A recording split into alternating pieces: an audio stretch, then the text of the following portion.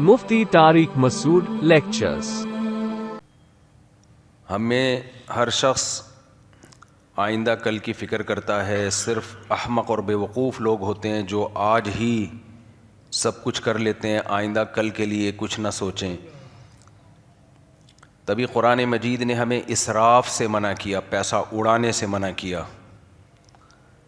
اپنی چادر سے زیادہ پاؤں پھیلائیں گے، پیسہ اڑائیں گے تو کل جب آپ کو ضرورت ہوگی تو آپ لوگوں کے سامنے ہاتھ پھیلائیں گے۔ تو کل کو اسلام نے بھی فوکس کیا ہے کہ آج قربانی دے کر اپنا کل بچائیں۔ لیکن کل کے مفہوم میں بڑا فرق ہے کہ کل کا مطلب کیا ہے۔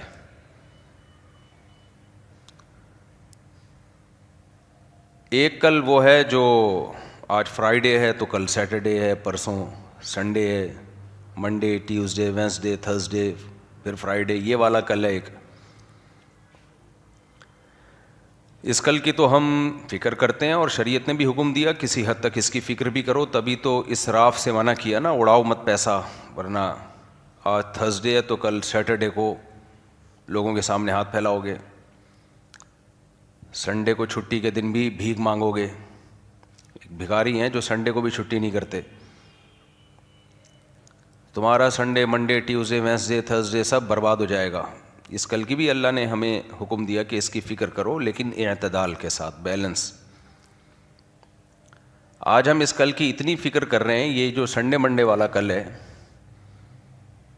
یعنی یہ کل تو وہ ہے نا جو قبر کے بعد شروع ہوگا، موت کے بعد شروع ہوگا، وہ والا کل تو ہم سوچتے ہی نہیں ہیں اس بارے میں۔ سنڈے منڈے والے کل کی بات کر رہا ہوں۔ سردیاں ہیں، سنڈے منڈے جب بولو دیسی انڈے یاد آتے ہیں، کیا کریں۔ خیر، تو یہ جو سنڈے منڈے والا کل ہے، اس کی کتنی فکر کرنی چاہیے، یہ بہت اہم مسئلہ ہے۔ سنڈے منڈے والے کل کی اتنی فکر کرو جتنی دیر سنڈے منڈے میں رہنا ہے۔ آپ بتاؤ، آج فرائیڈے آدھا گزر گیا، آدھا رہ گیا، تو کل سیٹرڈے بھی 24 گھنٹے سے زیادہ کا ہوگا؟ بولو۔ پھر سنڈے کتنے 24 گھنٹے سے زیادہ کا ہوگا؟ تو یہ سب 24 گھنٹے ملا کے ایک سال بنتا ہے، ایک سال کے 2-4 سال، پھر 10 سال، 15، 20، 30 سال، بس ختم۔ پھر قصہ کیا ہے؟ بولیں، آپ لوگ تو چپ بیٹھے ہوئے ہیں، ختم، بڑا فارغ۔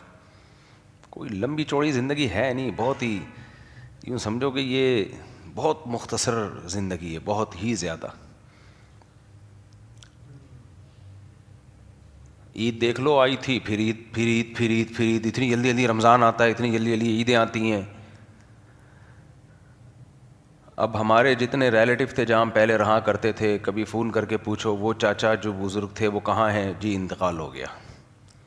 یار وہ ہمارے پڑوس میں ایک چاچا رہا کرتے تھے، کہاں ہیں؟ انتقال ہو گیا۔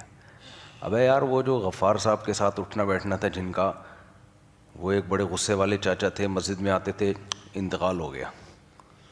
ہم جب ٹین ایجرز میں ہمارا جب شمار ہوتا تھا تو اس وقت کے جتنے ہماری عمر کے تھے، اب تک میرا خیال ہے ایک بھی، اب ڈر گئے نا، جملہ مکمل نہیں کر رہے، ان میں سے اب تک ایک بھی مارکیٹ میں موجود نہیں، سارے نکل لیے۔ کچھ لوگ تو اس سلسلے میں دنیا سے چلے گئے کہ وہ جان بنانے کی فکر کی بھی تھی انہوں نے۔ کچھ لوگ جم میں بھی نکل جاتے ہیں۔ جم میں انسان مرنے کے لیے جاتا ہے، زندہ رہنے کے لیے جاتا ہے؟ زندہ رہنے کے لیے۔ کتنے لوگوں کے جنازے جم سے اٹھے ہیں۔ ہمارے ایک دوست تھا، جم جاتا تھا، ایک دن بے ہوش ہو کے گرا، بڑی مشکل سے زندگی بچی اس کی۔ کہہ رہے پتہ نہیں چکر آ گئے تھے، کوئی اسٹیرائڈ نہیں لے رہا تھا، کوئی الگ سے کوئی نہیں، نارمل، لیکن چکر آ گئے بھائی، شوگر لو ہو گئی، بچ گیا، اللہ نے زندگی دی، بچا لیا۔ وہ اسباب جو زندہ رکھنے کے اسباب ہیں وہی موت کا سبب اور ذریعہ بن جاتے ہیں۔ اتنی خطرناک چیز ہے موت۔ جو زندہ رہنے کے اسباب ہیں نا، جس کو انسان سمجھتا ہے یہ کر کے میں زندہ رہوں گا، میں اس لیے یہ کر رہا ہوں تاکہ زندہ رہوں، وہی اسباب موت کا سبب بن جاتے ہیں۔ تبھی تو اللہ تعالیٰ قرآن مجید میں دنیا کی زندگی کو متاع الغرور، دھوکے کا گھر، بار بار ہے نا قرآن میں، ولا یغرنکم الحیات الدنیا ولا یغرنکم باللہ الغرور، لا تغرنکم الحیات الدنیا، تمہیں دنیاوی زندگی دھوکے میں نہ ڈالے. یہ دھوکے کا مطلب کیا ہے؟ کون سا دھوکہ دے رہی ہے بھائی یہ زندگی ہمیں؟ دھوکہ کسے کہتے ہیں؟ دکھاؤ کچھ، حقیقت کچھ اور ہو، جیسے میڈیا آج کل کر رہا ہے. پروپیگنڈے کی دنیا ہے نا میڈیا پہ، جھوٹ پلوت جب. ایک بات اچھی طرح ذہن میں رکھیں، اس پہ کلپ بھی بنا دینا لازمی. آپ سے کہتا ہوں پھر آپ بھول جاتے ہو، میرا خیال ہے یہ آپ کے ذمے ہے. دیکھو جب ہم میڈیا پہ کوئی چیز دیکھتے ہیں نا، کوئی ٹاپک دیکھتے ہیں، تو یوٹیوب کا کوئی سسٹم اس طرح کا بنا ہوا ہے کہ پھر وہ وہی چیزیں ہمیں دکھاتا رہے گا. مثال کے طور پر ہم کسی کے فیور میں کوئی ویڈیو دیکھ رہے ہیں تو اسی کے فیور میں ویڈیوز آنا شروع ہو جائیں گی. کسی کے مخالفت میں کوئی ویڈیوز دیکھ رہے ہیں تو مخالفت میں ہی ویڈیوز آنا شروع ہو جائیں گی. اب جن کو پاکستان سے نفرت ہے نا، آج کل بہت سے لوگ ہیں جن کو پاکستان سے ہی نفرت ہو گئی ہے، وہ منہ سے نکالتے نہیں ہیں وہ نفرت، لیکن ان کے دلوں میں بغض بھر گیا ہے ملک کا، کنٹری کا. جیسے کچھ لوگوں کے دلوں میں اسلام سے نفرت ہے، لیکن وہ مولویوں پہ اپنی ٹھڑک نکال دیتے ہیں ساری. اسلام کو نہیں برا بھلا کہتے، ان کو پتہ ہے اسلام کو برا بھلا کہا تو لوگ مانیں گے نہیں، لوگ فوراً کہہ دیں گے یار یہ تو اسلام دشمن ہے. تو وہ ہر وقت علماء ایسے، علماء ویسے، مولوی ایسے، مولوی ویسے. ابے بھائی دین کا علم تو ہے ہی علماء کے پاس، انہی کی تم نے 2 ٹکے کی حیثیت نہیں چھوڑی تو کیا ڈاکٹروں سے سیکھے گا قرآن و سنت کا علم؟ تو بعض لوگوں کو یہ ہوتا ہے کہ وہ نفرت ان کو اسلام سے ہوتی ہے، لیکن ٹھڑک کہاں سے نکالتے ہیں وہ؟ ابھی ایک ہے مولانا طارق جمیل صاحب کی نقل اتار رہا ہے روتے ہوئے کہ دیکھو یہ کیسے کیسے لوگ ہیں، بڑی بڑی گاڑیوں میں گھومتے اور روتے کیسے ہیں. کس قدر بد اخلاقی ہے کسی کی ایکٹنگ کرنا، وہ رو رہے ہیں اللہ کے خوف سے یا اللہ کی محبت میں، اور ان کی نقل اتاری جا رہی ہے بدتمیزی کے ساتھ، اور لیبل یہ لگایا جا رہا ہے خود تو بڑی بڑی گاڑیوں میں گھومتے ہیں اور دیکھو ناٹک کرتے ہیں، روتے ہیں لوگوں کے سامنے. ویسے یہ بڑے بااخلاق بنے پھرتے ہیں. بڑی بڑی گاڑیوں میں گھومنا کیا، اس سے کیا فرق پڑ جاتا ہے؟ حضرت عثمان کے 400 اونٹ تھے بھائی تجارت کے، اس وقت تو بڑی گاڑی اونٹ ہی تھی. عبد الرحمن ابن عوف رضی اللہ تعالیٰ عنہ تو کروڑ پتی تھے. مغیرہ ابن شعبہ رضی اللہ تعالیٰ عنہ اتنے مالدار تھے، جب نکاح کرتے 3 دن لنگر چلتا ولیمے کا، 3 دن کنٹینیوسلی دیگیں پک رہی ہیں، لوگ کھا رہے ہیں. اور دیگوں میں دال چاول نہیں پکتے تھے، دمبے اور اونٹ اور بکرے یہ پکتے تھے. تو ایسی نقل اتاری ہے، دیکھو یہ ناٹک کر رہے ہیں، ناٹک کر رہے ہیں. آپ کسی کے دلوں کے حالات جانتے ہو؟ تو بات کو سمیٹوں تاکہ میں اپنے ٹاپک سے نہ ہٹوں میں. تو آج کل یہ سوشل میڈیا پہ ایک دوسرے کی ٹانگیں کھینچنا، ایک دوسرے کے خلاف ہوٹنگ، یہ ہمارے سیاسی لیڈروں نے یہ چیزوں کی بنیادیں ڈالی ہیں، بدتمیزی والا ماحول بنایا ہے. تو اب وہ ٹرینڈ الحمدللہ، یہ طنزیہ الحمدللہ ہے، وہ چل پڑا ہے. کوئی کسی کی عزت نہیں کرتا. آپ کا ذرا سا کسی سے اختلاف ہو تو آپ نے اس کو وہ گالیاں دینی ہیں کہ اپنے خاندان کا بتانا ہے کہ میں کس خاندان سے بلانگ کرتا ہوں. تمیز ممیز مارکیٹ سے شارٹ. تو جب اسلام کے خلاف دشمنی ہوتی ہے تو مولویوں پہ.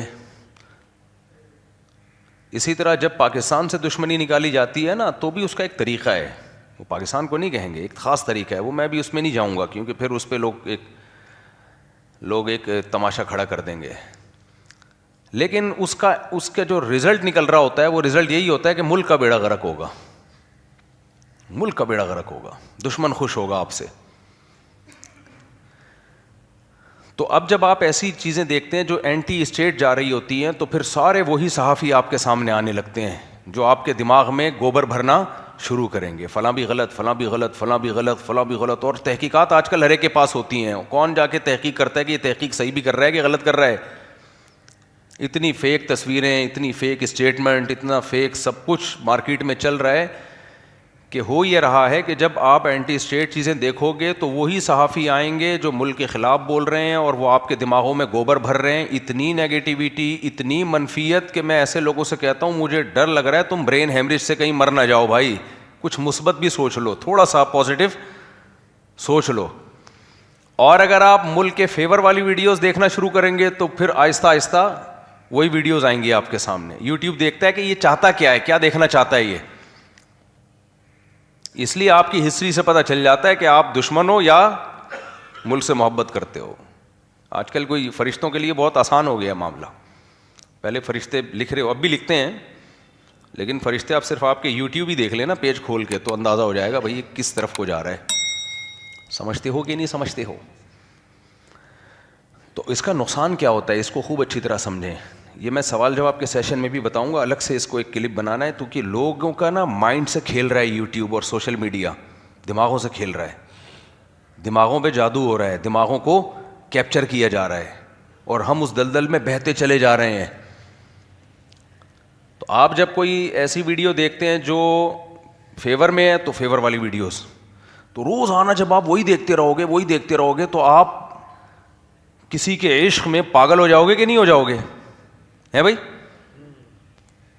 فیور والی ویڈیو دیکھ رہے ہو تو ایک وقت آئے گا آپ عشق میں پاگل ہو گئے, یوٹیوب آپ کو کر دے گا.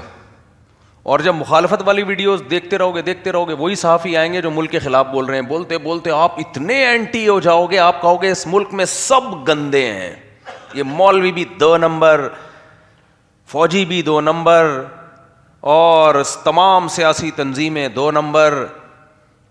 پھر کوئی آپ سے پوچھے کون سا ملک میں جس میں سب 1 نمبر ہیں؟ کوئی ایسا ملک ہے دنیا میں جہاں سارے بالکل دودھ کے دھلے ہوئے؟ ابے ہم نے کیا کرنا ہے 2 نمبر 1 نمبر سے, ہم نے اپنے ملک کو دیکھنا ہے کہ جس چیز میں ملک کا فائدہ ہے. دیکھو ہر عورت کا میاں 1 نمبر ہوتا ہے؟ بولو نا. اب ایک عورت کے میاں میں کوئی خرابی ہے, آپ جا کے اس کی بیوی کے سامنے بتا رہے ہو تمہارا میاں ایسا, تو وہ کہے گی بھائی میں اس کو چھوڑ کے جاؤں گی کہاں, جیسا بھی ہے کمپرومائز کرنا ہے, گزارا کرنا ہے, میں نے کیا خیال ہے, جوڑ کی بات کرو, اسے طلاق لے لوں تو کوئی ایسا پھر دکھا دے جو اس سے اچھا ہو. جب میاں بیوی میں جوڑ کو اچھا سمجھا گیا ہے, چاہے دونوں ایک دوسرے چاہے برے ہی ہوں, تو ملک میں توڑ کو کہاں سے شریعت اچھا سمجھے گی بھائی؟ یعنی اتنا مخالفت میں آگے چلے جانا کہ اس کے سائیڈ افیکٹ نکلنا شروع ہو جائیں کہ لوگ اپنے ہی ملک کو کھانا شروع کر دیں, اس کا تو بھائی بڑا خطرناک نتیجہ نکلے گا. تو یہ کوئی بہادری نہیں ہے اسٹیٹ کے خلاف بولنا. جتنے لوگ بول رہے ہیں کیا کر لیا اسٹیٹ نے ان کا؟ لوگ مجھے کہہ رہے ہوتے ہیں آپ حکومت کے خلاف بولو, بہادری دکھاؤ. میں نے کہا تم بول رہے ہو نا, تمہیں حکومت نے پکڑا, مارا, پیٹا, بہادری ثابت ہو گئی نا تمہاری. بہادری تو جب ہوتے جب 2-3 چترال لگتے, اور جن کو لگے ہیں وہ ایسا چپ ہوئے ہیں تو یہ فری پھوکٹ کی بہادری کہ کوئی نمبر نہیں ہوتے اس کے. لوگ حکومت کے خلاف بھی بولتے ہیں, فوج کے خلاف بھی بولتے ہیں, سب کا میڈیا آزاد ہے, اتنا بول رہے ہیں, اور باہر جا کے تو ان کا کام ہی یہی ہوتا ہے بولتے رہو ملک کے خلاف, وہاں تو کوئی پوچھنے والا ہی نہیں ہے. تو میں اور آپ اسی ملک کے باسی ہیں بھائی, ہم نے یہیں رہنا ہے, یہاں کروڑوں لوگ ہیں, ہم نے ان کی فکر کرنی ہے. تو اتنا زیادہ آگے مت جاؤ مخالفت میں یا محبت میں, نہ عشق میں آگے جانے کی ضرورت, نہ کسی کی مخالفت میں. سارے سیاسی لیڈر انسان ہیں, اچھے بھی ہیں برے بھی ہیں, بس بہت نیک کوئی بھی نہیں ہے ان میں, نہ بہت برا ہے. بیلنس رکھو, جیسے پہلے چل رہا تھا بیلنس ہی چل رہے تھے نا پہلے بھائی. چند سال پہلے تک تو بڑی تمیز سے چل رہے تھے, کوئی فوج کو برا کہتا تھا, کوئی فلانے کو برا کہتا تھا, کوئی فلانے کو برا کہتا تھا, ایک حد تک کچھ تعریف کرتا تھا, کچھ برائی کرتا تھا, کچھ. اب تو بالکل ہی ایسا لگ رہا ہے کوئی ڈپریشن کے مریض بن گئے ہیں.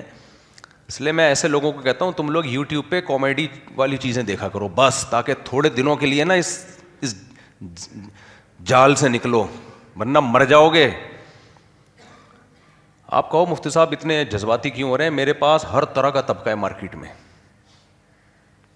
ہر طرح کا سیاسی بھی مذہبی بھی. جب دیکھتا ہوں انہیں ایک دوسرے کے خلاف جو کچھ اگل رہے ہیں, ایسے اگریسو, ایسے پاگل ہوئے ہوئے ہیں, او ہو,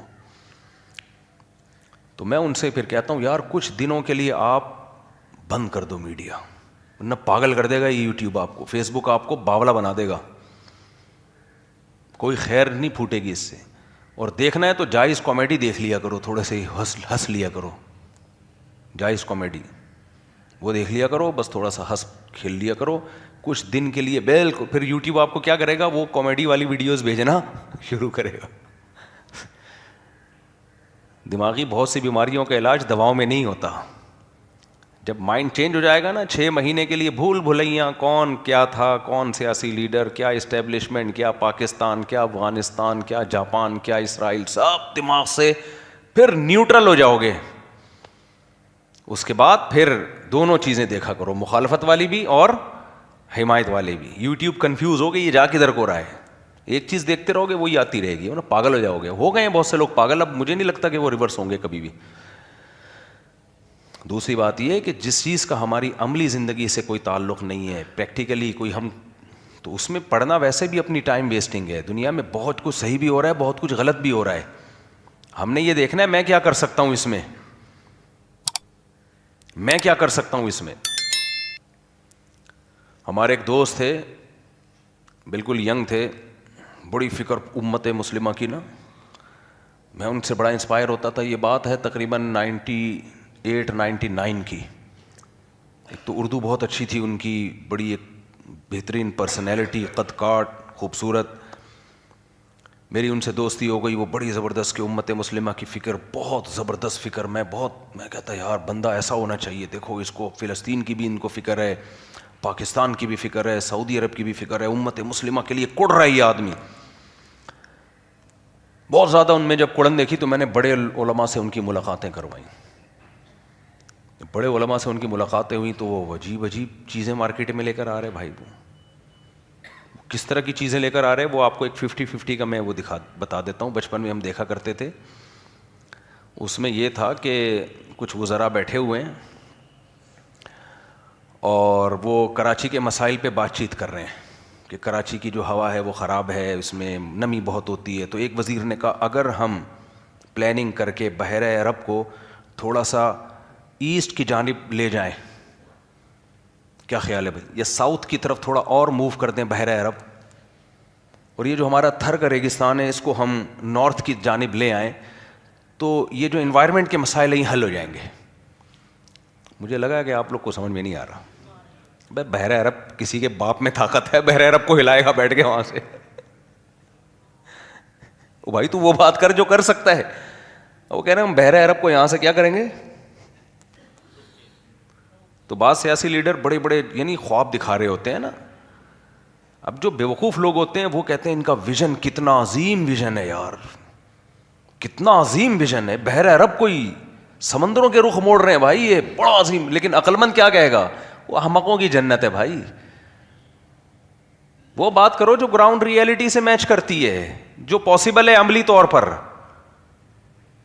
بڑی بڑی باتیں کرنے پر گورنمنٹ کی طرف سے کوئی پابندی نہیں. وہ 50-50 نا بڑا ریکارڈ لگایا کرتا تھا حکمرانوں کا کہ یہ بیٹھ کے ایسی پلاننگ کر رہے ہوتے ہیں جیسے بہت کوئی نئی چیز مارکیٹ میں لا رہے ہیں، اور عوام بیوقوف بن رہی ہوتی ہے. عوام کہتی ہے یار دیکھو کتنی زبردست پلاننگ. وہ پلاننگ کیا ہو رہی ہے، بحیرہ عرب کو یہاں سے اٹھا کے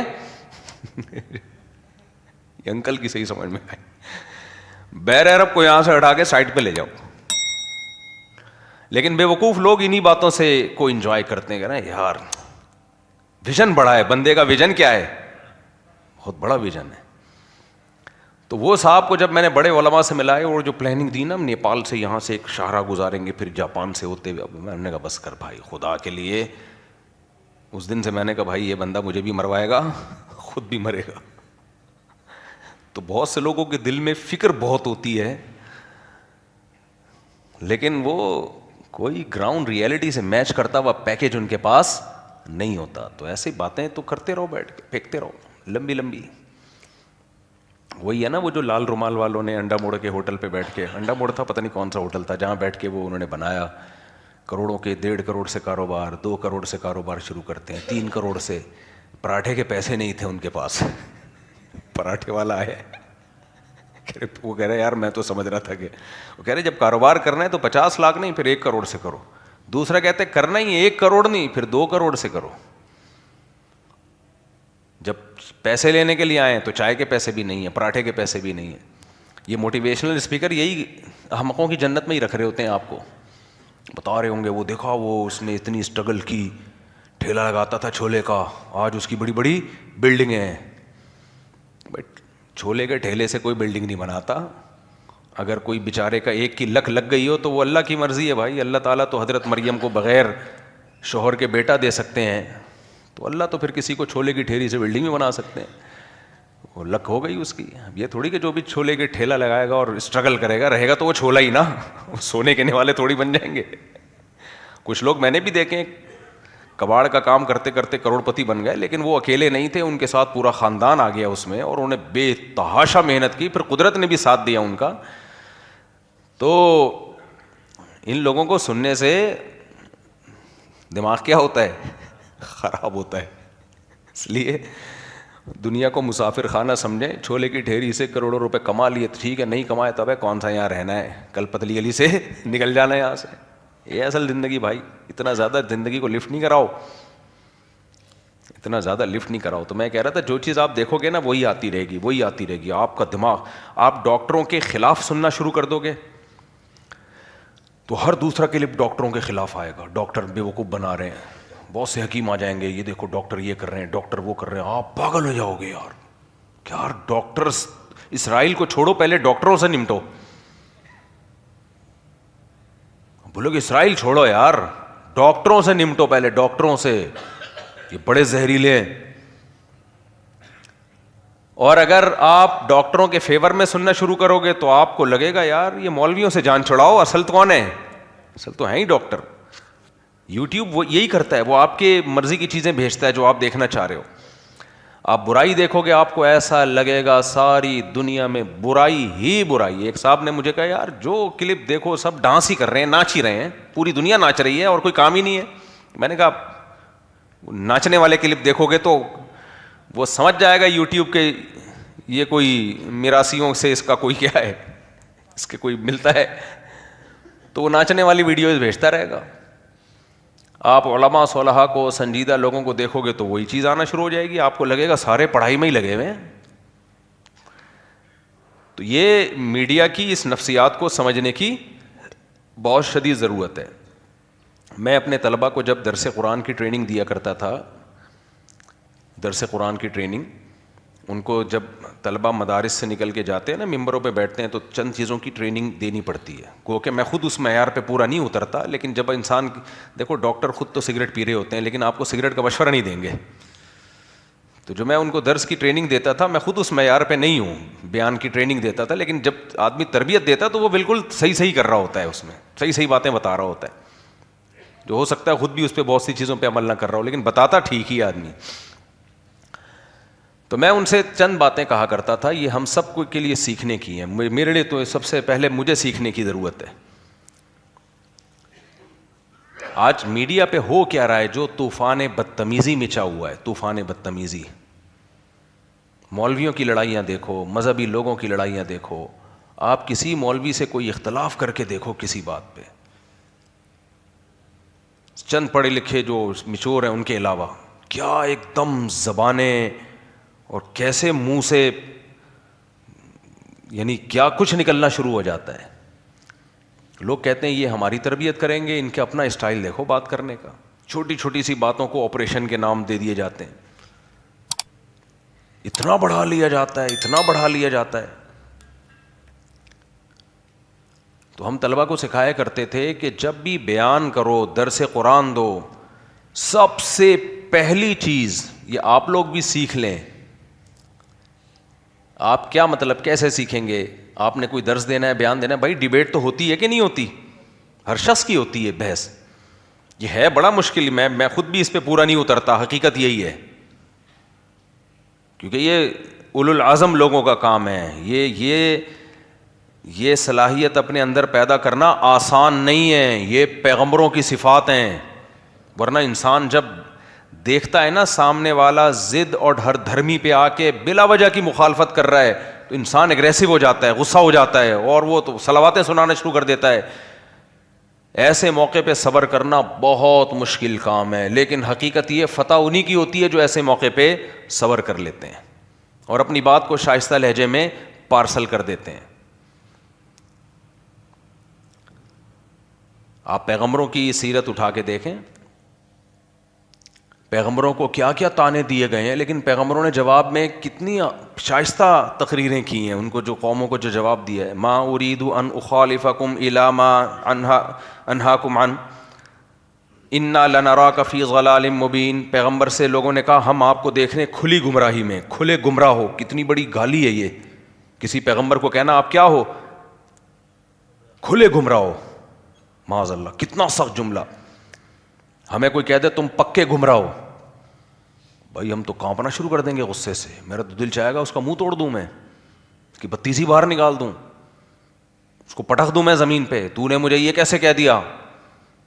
پیغمبر کیا کہتے تھے؟ یا قوم لیس بی ضلالۃ ولکنی رسول من رب العالمین، اے میری قوم مجھ میں گمراہی نہیں ہے، میں اللہ کا بھیجا ہوا پیغمبر ہوں. میں خود تو کوئی بات نہیں کر رہا، مجھے تو جو پیغام دیا جا رہا ہے وہ تم تک پہنچا رہا ہوں. آپ بتاؤ اتنی بیہودہ بات کا رپلائی اتنے شائستہ طریقے سے ممکن ہے بھائی؟ بہت مشکل ہے بھائی، ہم سے تو نہیں ہوتا. وہ کہہ رہے ہیں آپ کھلے ہوئے گمراہ ہو، کہ یا قوم، اے میری قوم، لیس بی ضلالہ، نہیں غلط فہمی ہوئی ہے، میں گمراہی کی، میرے ساتھ گمراہی نہیں ہے. ولکنی رسول من رب العالمین ابلغکم رسالات ربی، میرے رب کا پیغام ہے میں تم تک پہنچا رہا ہوں. وَأَنَا لَكُمْ نَاصِحٌ امین، میں تمہارا خیر خواہ ہوں، میں تمہارا برا نہیں چاہ رہا. میں نہیں چاہ رہا تم تباہ ہو جاؤ یا مجھے ریاست مل جائے، مجھے حکومت مل جائے. میرے پاس علم ہے، مجھے پتا ہے تم تباہ ہو جاؤ گے، میری بات مان لو تو تباہی سے بچ جاؤ گے. تو میں تمہارا خیر خواہ بن کے آیا ہوں، برباد کرنے کے لیے نہیں آیا تمہیں، اور تم سمجھ رہے ہو کہ میں تمہاری بربادی کر رہا ہوں. پھر جب اللہ نے ان قوموں پہ عذاب دیا تو کیا فرمایا پیغمبروں نے جاتے ہوئے؟ لَٰكِن لَّا تُحِبُّونَ النَّاصِحِينَ، اے میری قوم ہم نے تو تمہیں تمہاری بھلائی چاہی تھی، لیکن تم اپنی بھلائی چاہنے والوں کو پسند ہی نہیں کرتے تھے. کیوں پسند نہیں کرتے تھے؟ Negative propaganda. سمجھ رہے ہو جو آج بھی ہو رہا ہے؟ آپ کی بھلائی کی کوئی بات کرے تو آپ فوراً الزامات لگانا شروع کر دو اس کے اوپر. کوئی ملک بچانے کی بات کرے گا فوراً الزامات، حکومت کے پٹھو، درباری لوگ، فلانے لوگ. ابے بھائی ملک گیا تو گئے تم، ختم. جبکہ جو یہ باتیں کر رہے ہیں وہ کوئی 1 روپیہ کہیں سے نہیں لے رہے، ان کے اپنے گھروں کے حالات بیچاروں کے ایسے خراب چل رہے ہیں، ان کے اپنی سیکیورٹی کے BCO مسائل کھڑے ہوئے ہیں. لیکن آپ ملک میں پازیٹو بات کر کے دیکھیں، آپ منفی بات کریں، آپ کا چینل بھی بوسٹ کرے گا، آپ کے ویورز بھی بڑھ جائیں گے. کیچڑ اچھالیں، آپ لوگوں کی عزتیں اچھالیں، پگڑیاں اچھالیں، آپ دیکھو آپ کے لسنر روز بروز بڑھتے چلے جائیں گے. اور آپ اگر ہسٹری کا مطالعہ کرتے ہیں، آپ دیکھتے ہیں کہ پہلے حکومتیں کیسے تباہ و برباد ہوئی ہیں، کیسے حکومتوں یعنی ریاستوں کے خلاف، اسٹیٹ کے خلاف کن کن بیسس پہ پروپیگنڈے ہوئے اور کیسے کیسے حکومتیں تباہ و برباد ہو گئیں. پھر آپ دیکھ رہے ہیں کہ وہی ہمارے ملک میں بھی ہونے جا رہا ہے. آپ لوگوں کو خیر خواہ بن کے بتائیں بھائی یہ مت کرو، برباد ہو جاؤ گے، غلام بن جاؤ گے. تو لوگ کہتے ہیں ابھی کس کے غلام بنے ہوئے ہیں؟ کیا مطلب ابھی غلام بنے ہوئے ہیں؟ تو ٹھیک ہے پھر آنے دیں دشمنوں کو، اٹیک کرنے دیں ہم ان کو. اگر ابھی غلام بنے ہوئے ہیں تو آپ جو طریقہ اختیار کر رہے ہو اس سے تو اور زیادہ غلام بن جائیں گے ہم. عجیب یعنی منفی بات کرو شاباشیں بھی مل رہی ہیں، بہادری کے خطاب بھی مل رہے ہیں. مثبت بات کرو تو سب خلاف ہو رہے ہیں آپ کے. کوئی بات نہیں، ہو جاؤ بھائی. تو پہلا اصول کیا ہے؟ جذباتی پن کو اپنی زندگیوں سے نکالنا پڑے گا. جذباتی لوگ دنیا میں کبھی بھی کامیاب بولو نہیں ہوتے. اور یہ جو غیرت کے مسئلے ہیں نا، غیرت بہت زبردست چیز ہے، لیکن عقل کے ساتھ ہو، عقل کے ماتحت ہو. جہاں غیرت عقل سے آگے نکل جائے نا تو وہ غیرت برباد کر دیتی ہے آدمی کو، غیرت برباد کر دیتی ہے. میں اس کی ایک مثال دیتا ہوں، نامناسب سی مثال ہے لیکن یہ بہترین مثال ہے غیرت اور عقل کو سمجھانے کے لیے. آپ اپنی کسی بہن بیٹی کے ساتھ اکیلے سفر کر رہے تھے، ڈاکوؤں نے آپ کو آ کے گھیر لیا. آپ کو پتا ہے کہ میں اکیلا ہوں، یہ ڈاکو بہت زیادہ ہیں. تو اپنی بہن بیٹی کی عزت بچانے کے لیے غیرت کا تقاضا تو یہ کہ ان ڈاکوؤں سے لڑو. آپ بولو کوئی قریب آ کے دیکھے تو میں تمہارے منہ توڑ دوں گا. لیکن آپ لڑنا شروع کرو ان سے, آپ کا کیا خیال ہے, آپ کی بہن بیٹی کی عزت بچ جائے گی؟ وہ مار دیں گے آپ کو, پھر ہمیشہ کے لیے عزت گئی. ایسے موقع پہ اگر آپ ان کی عزت بچانا چاہتے ہو, غیرت تو یہ کہے گی لڑو, لیکن عقل کیا کہے گی, ان کے قدموں میں گر جاؤ, ذلیل ہو جاؤ ان کے سامنے, بڑی ذلت سے بچنے کے لیے. سمجھ رہے کہ نہیں سمجھ رہے؟ آپ گر جاؤ گے قدموں میں, تلوے چاٹو گے ان کو, ان کے کیا چھوڑ دو یار, پیسہ چاہیے لے لو مجھ سے یار, ہم غلام ہیں آپ کی, یہ تک بولو گے آپ. کیوں؟ آپ کو پتا ہے یہاں بہادری دکھائی نا تو عزت نہیں ہوگی, اس سے ہمیشہ کے لیے عزت بولو چلی جائے گی. آپ اپنی بہن بیٹی کی عزت کو بچانے کی فکر کرو گے, یار اس کی عزت بچانی, اپنے آپ کو ذلیل کر دو گے آپ ان کے سامنے. غیرت مند آدمی کیا کرے گا, نہیں ہم کسی سے ڈرتے نہیں ہیں. اور ایسی تقریریں یوٹیوب پہ جائیں گی, لوگ کہیں گے یہ ہے غیرت مند, دیکھا بہن بیٹی کی خاطر جان دے رہا ہے, یہ ہے غیرت مند. یہ نہیں دیکھ رہے کہ جان دینے کا نتیجہ کیا نکل رہا ہے. جان دینے کا نتیجہ کیا نکل رہا ہے, وہ اٹھا کے لے گئے, اب تو کوئی دفاع کرنے والا بچا ہی کوئی نہیں. تو ہمارے ملک میں بھی کچھ ایسے غیرت مند پیدا ہو گئے ہیں جن کی غیرت ان کی ایک کھوپڑی سے. پھر میں جذباتی ہو رہا ہوں, جس سے میں منع کر رہا ہوں جذباتی نہیں ہوا کرو. تو میں تو خود کہہ رہا ہوں نا, مجھے خود ضرورت ہے تربیت کی.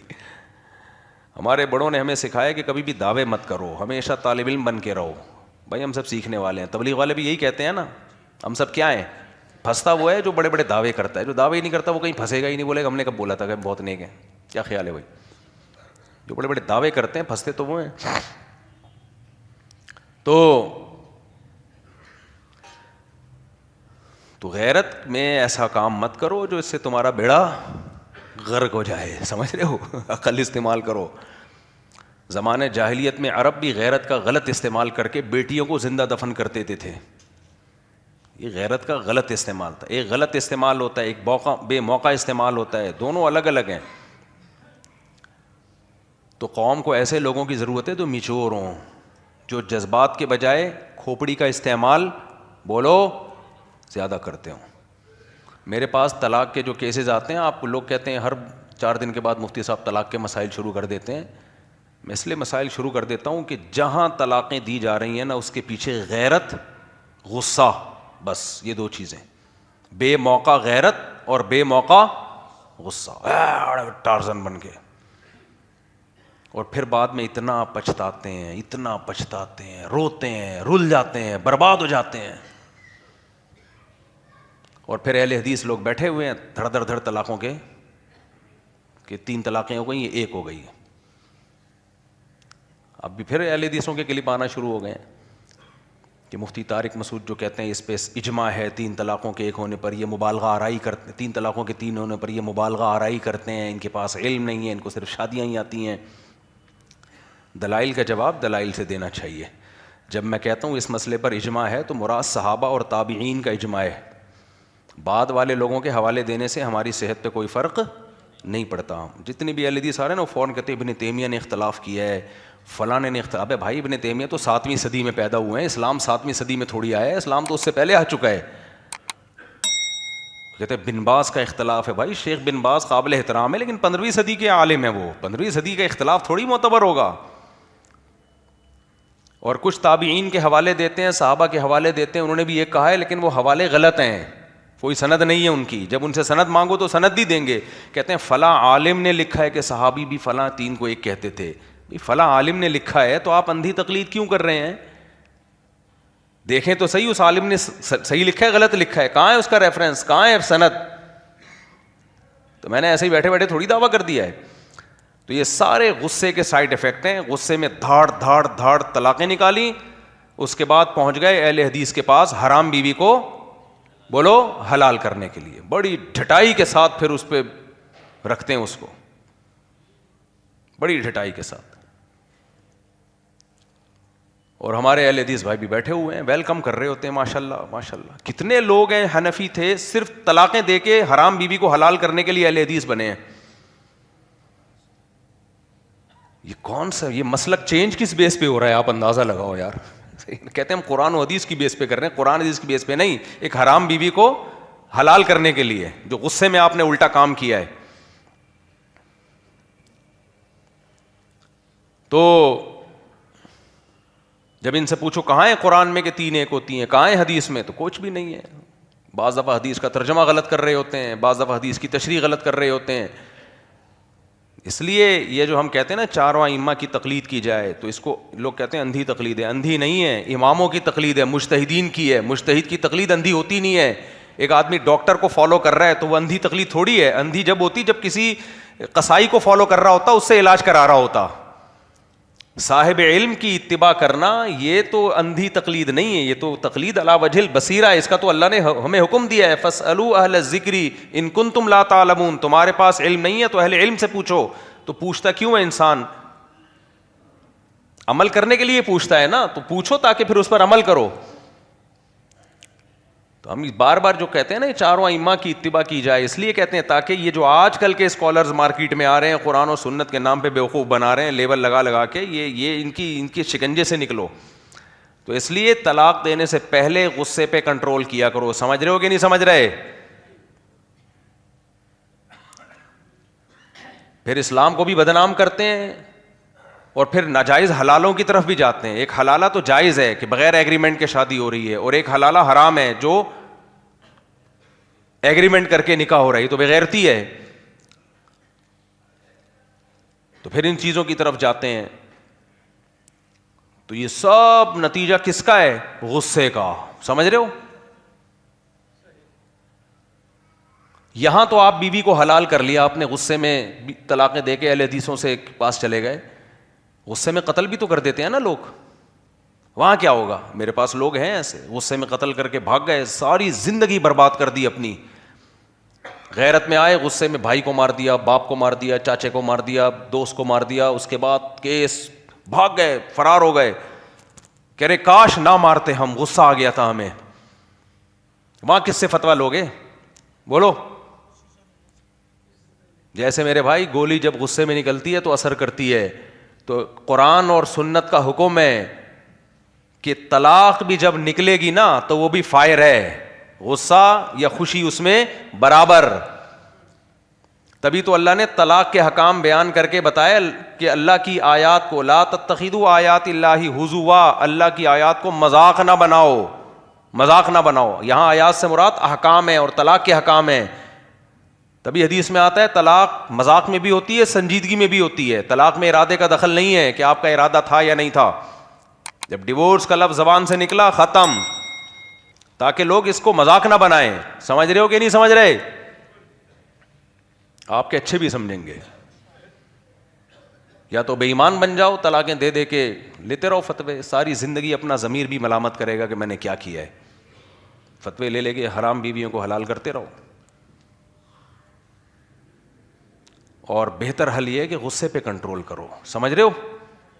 وہ کام ہی نہ کرو نا جس کے یہ نتائج ہیں. میں نے اپنی زندگی میں ایسے بہت واقعات دیکھے ہیں. 3 واقعات تو اس وقت میرے ذہن میں آ رہے ہیں، بلکہ 4 واقعات سوچوں گا اور آ جائیں گے. وہ سب اپنے قریبی رشتہ داروں کے قتل تھے. اتنا پچھتائے ہیں وہ میرے پاس آئے کہ ہم نے زندگی برباد کر لی اپنی، کاش اس وقت غصے میں اپنے کنٹرول. ایک نے اپنے کزن کو مارا، 2 نے اپنے کزنوں کو مارا، ایک نے اپنی دادی کو قتل کیا.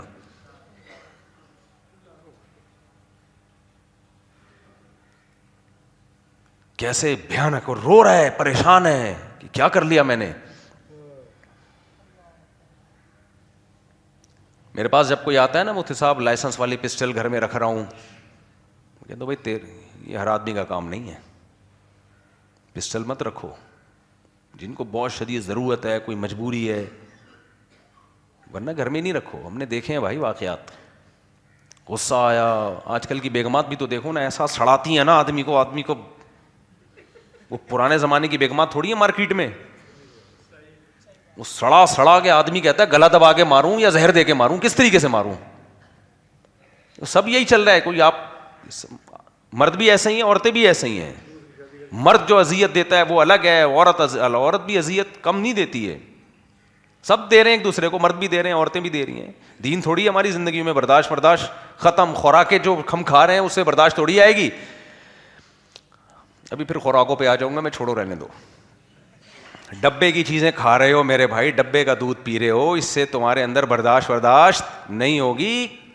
کمپنی نوٹ چھاپ رہی ہے تم سے بیٹھ کے صحت کے نام. کل میں نے ایک ایڈ دیکھ رہا تھا, اس میں ابھی میں زیادہ ایڈ میں نہیں جاؤں گا, وہ کمپنی میرے خلاف کیس نہ کر دے. اس میں باقاعدہ ایک, کیا بتاؤں, زیادہ تفصیل نہیں بتاتا, بس اتنا بتاتا ہوں. وہ ایڈ میں ایک بندہ کہہ رہا ہے کہ دیکھو تم جب ڈبے کا دودھ پیو گے تو اس میں بالکل بھی بیکٹیریا نہیں ہوں گے, کیونکہ اس کو بڑا ہائیجینک ہوتا ہے, وہ پیک کیا جاتا ہے, اس کو ایک ٹیمپریچر پہ گرم کیا جاتا ہے. جراثیم کی تو بس یوں سمجھ لو کہ ابھی کیا بولوں میں, ایسی کی تیسی کر دی. اور یہ جو تم کھلا دودھ لے رہے ہو اس کا کیا بھروسہ ہے, اف کیا ملا رہے ہیں. کیسے بیوقوف بنایا جا رہا ہے یار لوگوں کو. یہ کھلا دودھ آپ کھول کے رکھ دو, یہ جو کھلا دودھ ہے نا, یہ تھوڑا سا یہ والے دودھ میں ڈالو یہ بھی نہیں خراب ہوگا. حقیقت ایک صاحب نے مجھے بتایا کہ میں یہ پیکنگ کا دودھ لے کے اپنے ڈرم میں ڈال دیتا ہوں, وہ دوسرے دودھ میں تھوڑا سا بھی ڈالو کہہ رہے وہ بھی سیو ہو جاتا ہے. تو اس سے اندازہ لگاؤ جس دودھ کو بیکٹیریا لفٹ کرانے کے لیے تیار نہ ہو, جراثیم بھی وہیں آتے ہیں جہاں انہیں کچھ ملتا ہے. سمجھ رہے ہو. میں تو یہ دیسی, میں کوئی ڈاکٹر نہیں ہوں نا, اس لیے میری تعبیرات دیسی ہوتی ہیں نا, دیسی. اب میں کوئی ٹھش پش انگلش تھوڑی وہ ماروں گا آپ کے سامنے, وہ میڈیکل پوری رپورٹ پیش کروں تو ڈاکٹر پیش کریں گے, جاؤ ان سے پوچھو. میں تو یہی بتاؤں گا کہ یار دیسی اسٹائل میں کہ جس دودھ کو بیکٹیریا لفٹ کرانے کے لیے تیار نہیں ہے, کھلا رکھ دو, بیکٹیریا بھی نہیں آئیں گے, مکھیاں بھی نہیں آئیں گی. اس کا مطلب اس میں کچھ ہے ہی نہیں, بچا ہی نہیں ہے یار. ہم وہ دودھ پیتے ہیں کہ ہم نے نہیں پیا تو بیکٹیریا پی جائیں گے وہ سارا. اس کی خوشبو بیکٹیریا کو, مکھیوں کو بلاتی ہے. بولتے ہیں آؤ بھائی, کچھ لنگر بٹ رہا ہے, داتا دربار کی دیگ کا ڈھکن کھولا ہے یہاں پہ, تو اس لیے اس کو تازہ پی لو. ہم یہ کہتے ہیں کہ بیکٹیریا کو گھسنے کا موقع نہ دو, فریش ملک پیا کرو. اور وہ گائے پالے بغیر ممکن نہیں ہے. تو کوئی بات نہیں, اگر گائے نہیں پالتے تو دودھ والوں سے ہی خرید لو, اتنا برا نہیں ہوتا جتنا اس کو پروپیگنڈا کر کے برا بنا دیا ہے.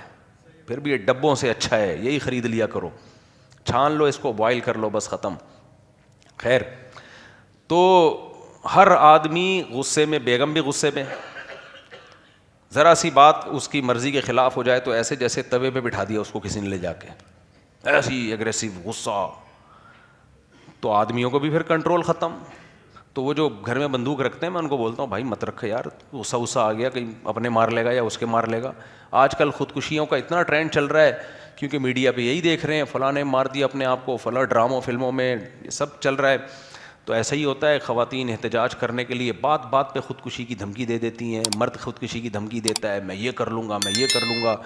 اور انسان جس بات کو بار بار زبان سے ریپیٹ کرتا ہے نا, اس پر عمل اس کے لیے ہلکا ہو جاتا ہے. یہ خوب سمجھ لو, جس بات کو آپ زبان سے بار بار ریپیٹ کریں گے نا تو شیطان کو موقع مل جاتا ہے پھر آپ سے وہ عمل کروانے کا. اس لیے اللہ کا بڑا فضل ہے کہ میں نے کبھی کسی کو خودکشی کی دھمکی نہیں دی. کوئی بھی ٹینشن ہوئی ہے نا, میں نے کبھی نہیں کہا کہ میں اپنے آپ کو مار دوں گا. الحمدللہ اللہ نے مجھے اس نحوست سے بچایا ہوا ہے, اس دھمکی, گناہ کی دھمکی. تو اللہ آئندہ بھی بچا کے رکھے. جتنی بھی ٹینشن ہوئی ہے دوسرے کو ہی بولا ہے میں نے تیرے کو مار دوں گا, میں اپنے آپ کو الحمدللہ سیف گیم کھیلا ہے ہم نے. کبھی نہیں کہا کہ وہ زیادہ ٹینشن دی میں مار دوں گا اپنے آپ کو, نہ, تجھے ماروں گا اپنے آپ کو. بالکل وہ والا لطیفہ پھر مجھے یاد آ رہا ہے یار, سنانے دو یار. دیکھو آپ لوگ گھر میں بھی رو رہے ہوتے ہو, ادھر آ کے بھی رو, ملک کی حالات دیکھ کے بھی رو رہے ہوتے ہو, تو لوگ پھر کہتے ہیں مفتی صاحب لوگوں کو ہنساتے ہیں. کیا کریں یار, اب آپ کو کہاں جاؤ گے آپ بتاؤ نا.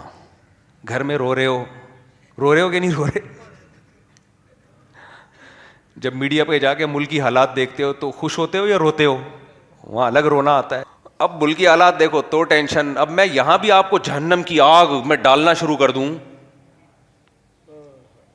تو کہاں جاؤ گے آپ, خود سوچو نا. آپ تو یہاں سے بھی توے پہ بیٹھے بیٹھے گھر جاؤ گے کوئلے بنے ہوئے, جا کے پھر طلاقیں ہی دو گے میرا خیال ہے, اور کچھ نہیں رہ گیا. قتل کرو گے, مارو گے, خودکشیاں کرو گے. اس لیے میں تھوڑا سا چاہتا ہوں کہ لوگ تھوڑا سا خوش رہ کے سیکھ لیں کچھ چند باتیں, تو کیا خیال ہے, اچھا ہو جائے گا, ٹھنڈے ہو گئے جائیں.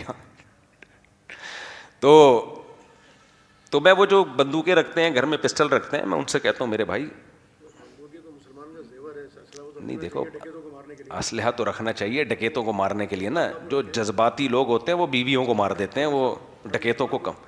بھائی ہر مسلمان کو نہیں رکھنا چاہیے, پہلے میڈیکل ٹیسٹ کرانا چاہیے اپنا, دماغی ٹیسٹ. یہ کہہ رہے ہیں بھائی اسلحہ تو ہر مسلمان کو رکھنا چاہیے, مسلمان کا زیور ہے, بہت اچھی بات ہے, لیکن مسلمان آج کل مسلمان رہا کہاں ہے؟ ڈپریشن, اسٹریس, غصے میں پاگل, یہ تو فیشن ہے آج کل, نوجوانوں کا فیشن ہے. میں غصے میں پاگل ہو جاتا ہوں, پھر میں نہیں دیکھتا سامنے کون ہے. ابے تو سرٹیفائڈ گدھا ہے, اور اس گدھے پن کو دنیا کو دکھا بھی رہا ہے کہ میں گدھا ہوں, شو مار رہا ہے. جس برائی پہ لوگ شو مارنا شروع کر دیں تو سمجھو یہ برائی سوسائٹی میں فیشن بن کے پھیل گئی ہے. ایسے کوئی نہیں شو مارے گا مجھے جتنا بھی غصہ آئے میں پاگل نہیں ہوتا غصے میں, یہ ڈائلاگ کسی فلم میں چلے گا ہی نہیں.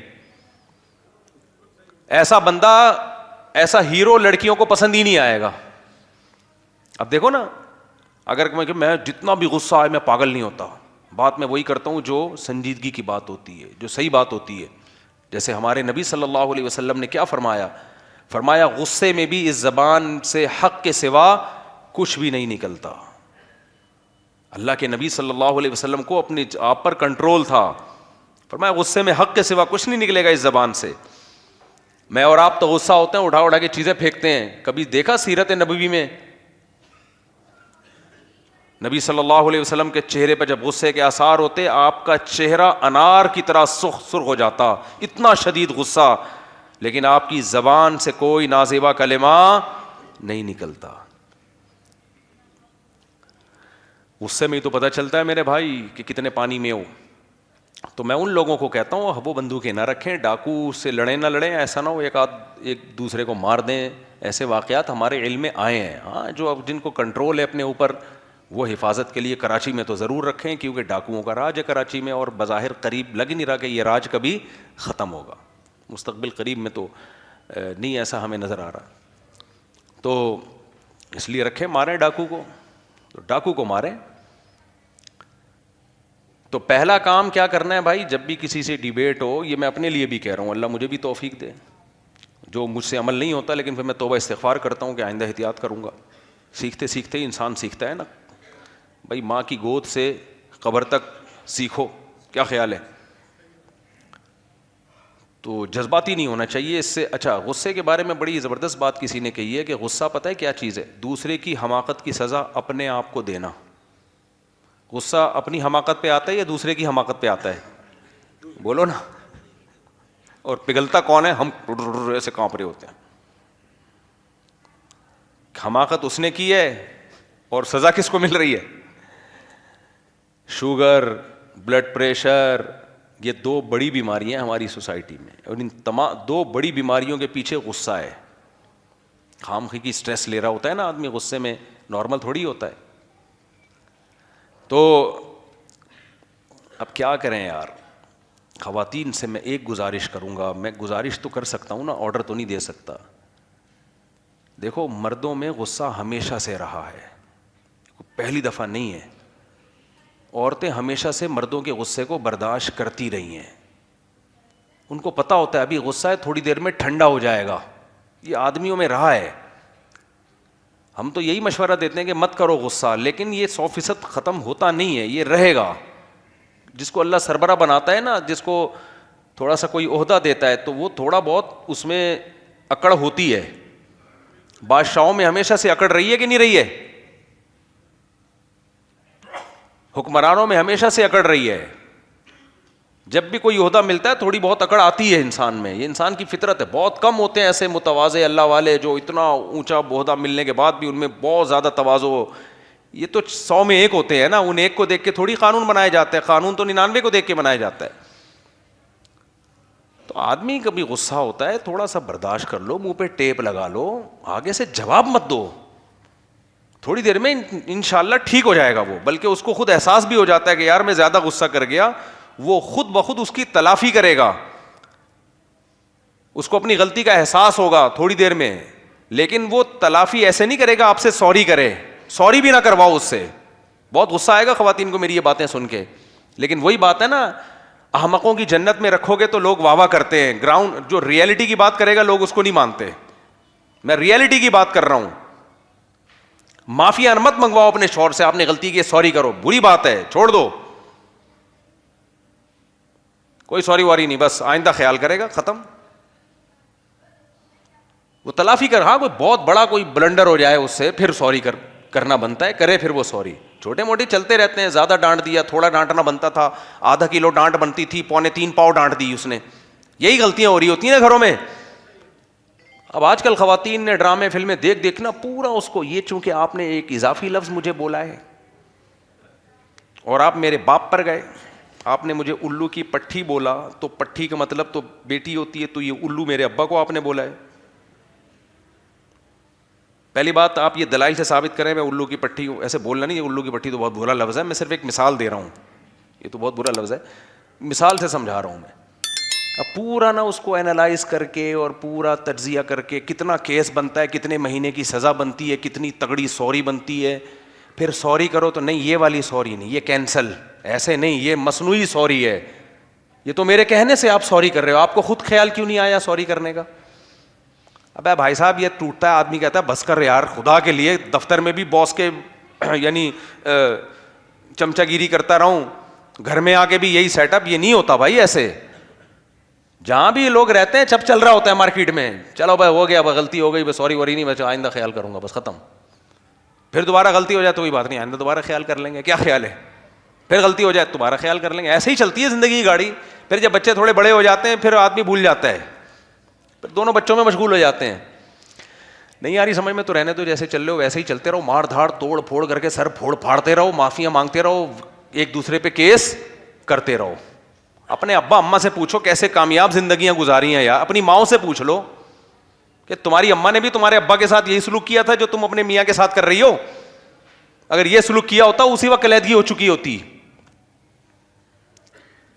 تو آدمیوں میں غصہ ہوتا ہے بھائی, تھوڑا سا عورت کو چاہیے تھوڑا سا برداشت کر لے, بڑے حقوق تو اس سے مل رہے ہیں نا. ہاں جو بیسک حقوق ادا نہ کر رہا پھر میں نہیں مانتا, پھر میں اس آدمی کو آدمی نہیں مانتا ہوں, وہ آدمی نہیں ہے, وہ پجامہ ہے.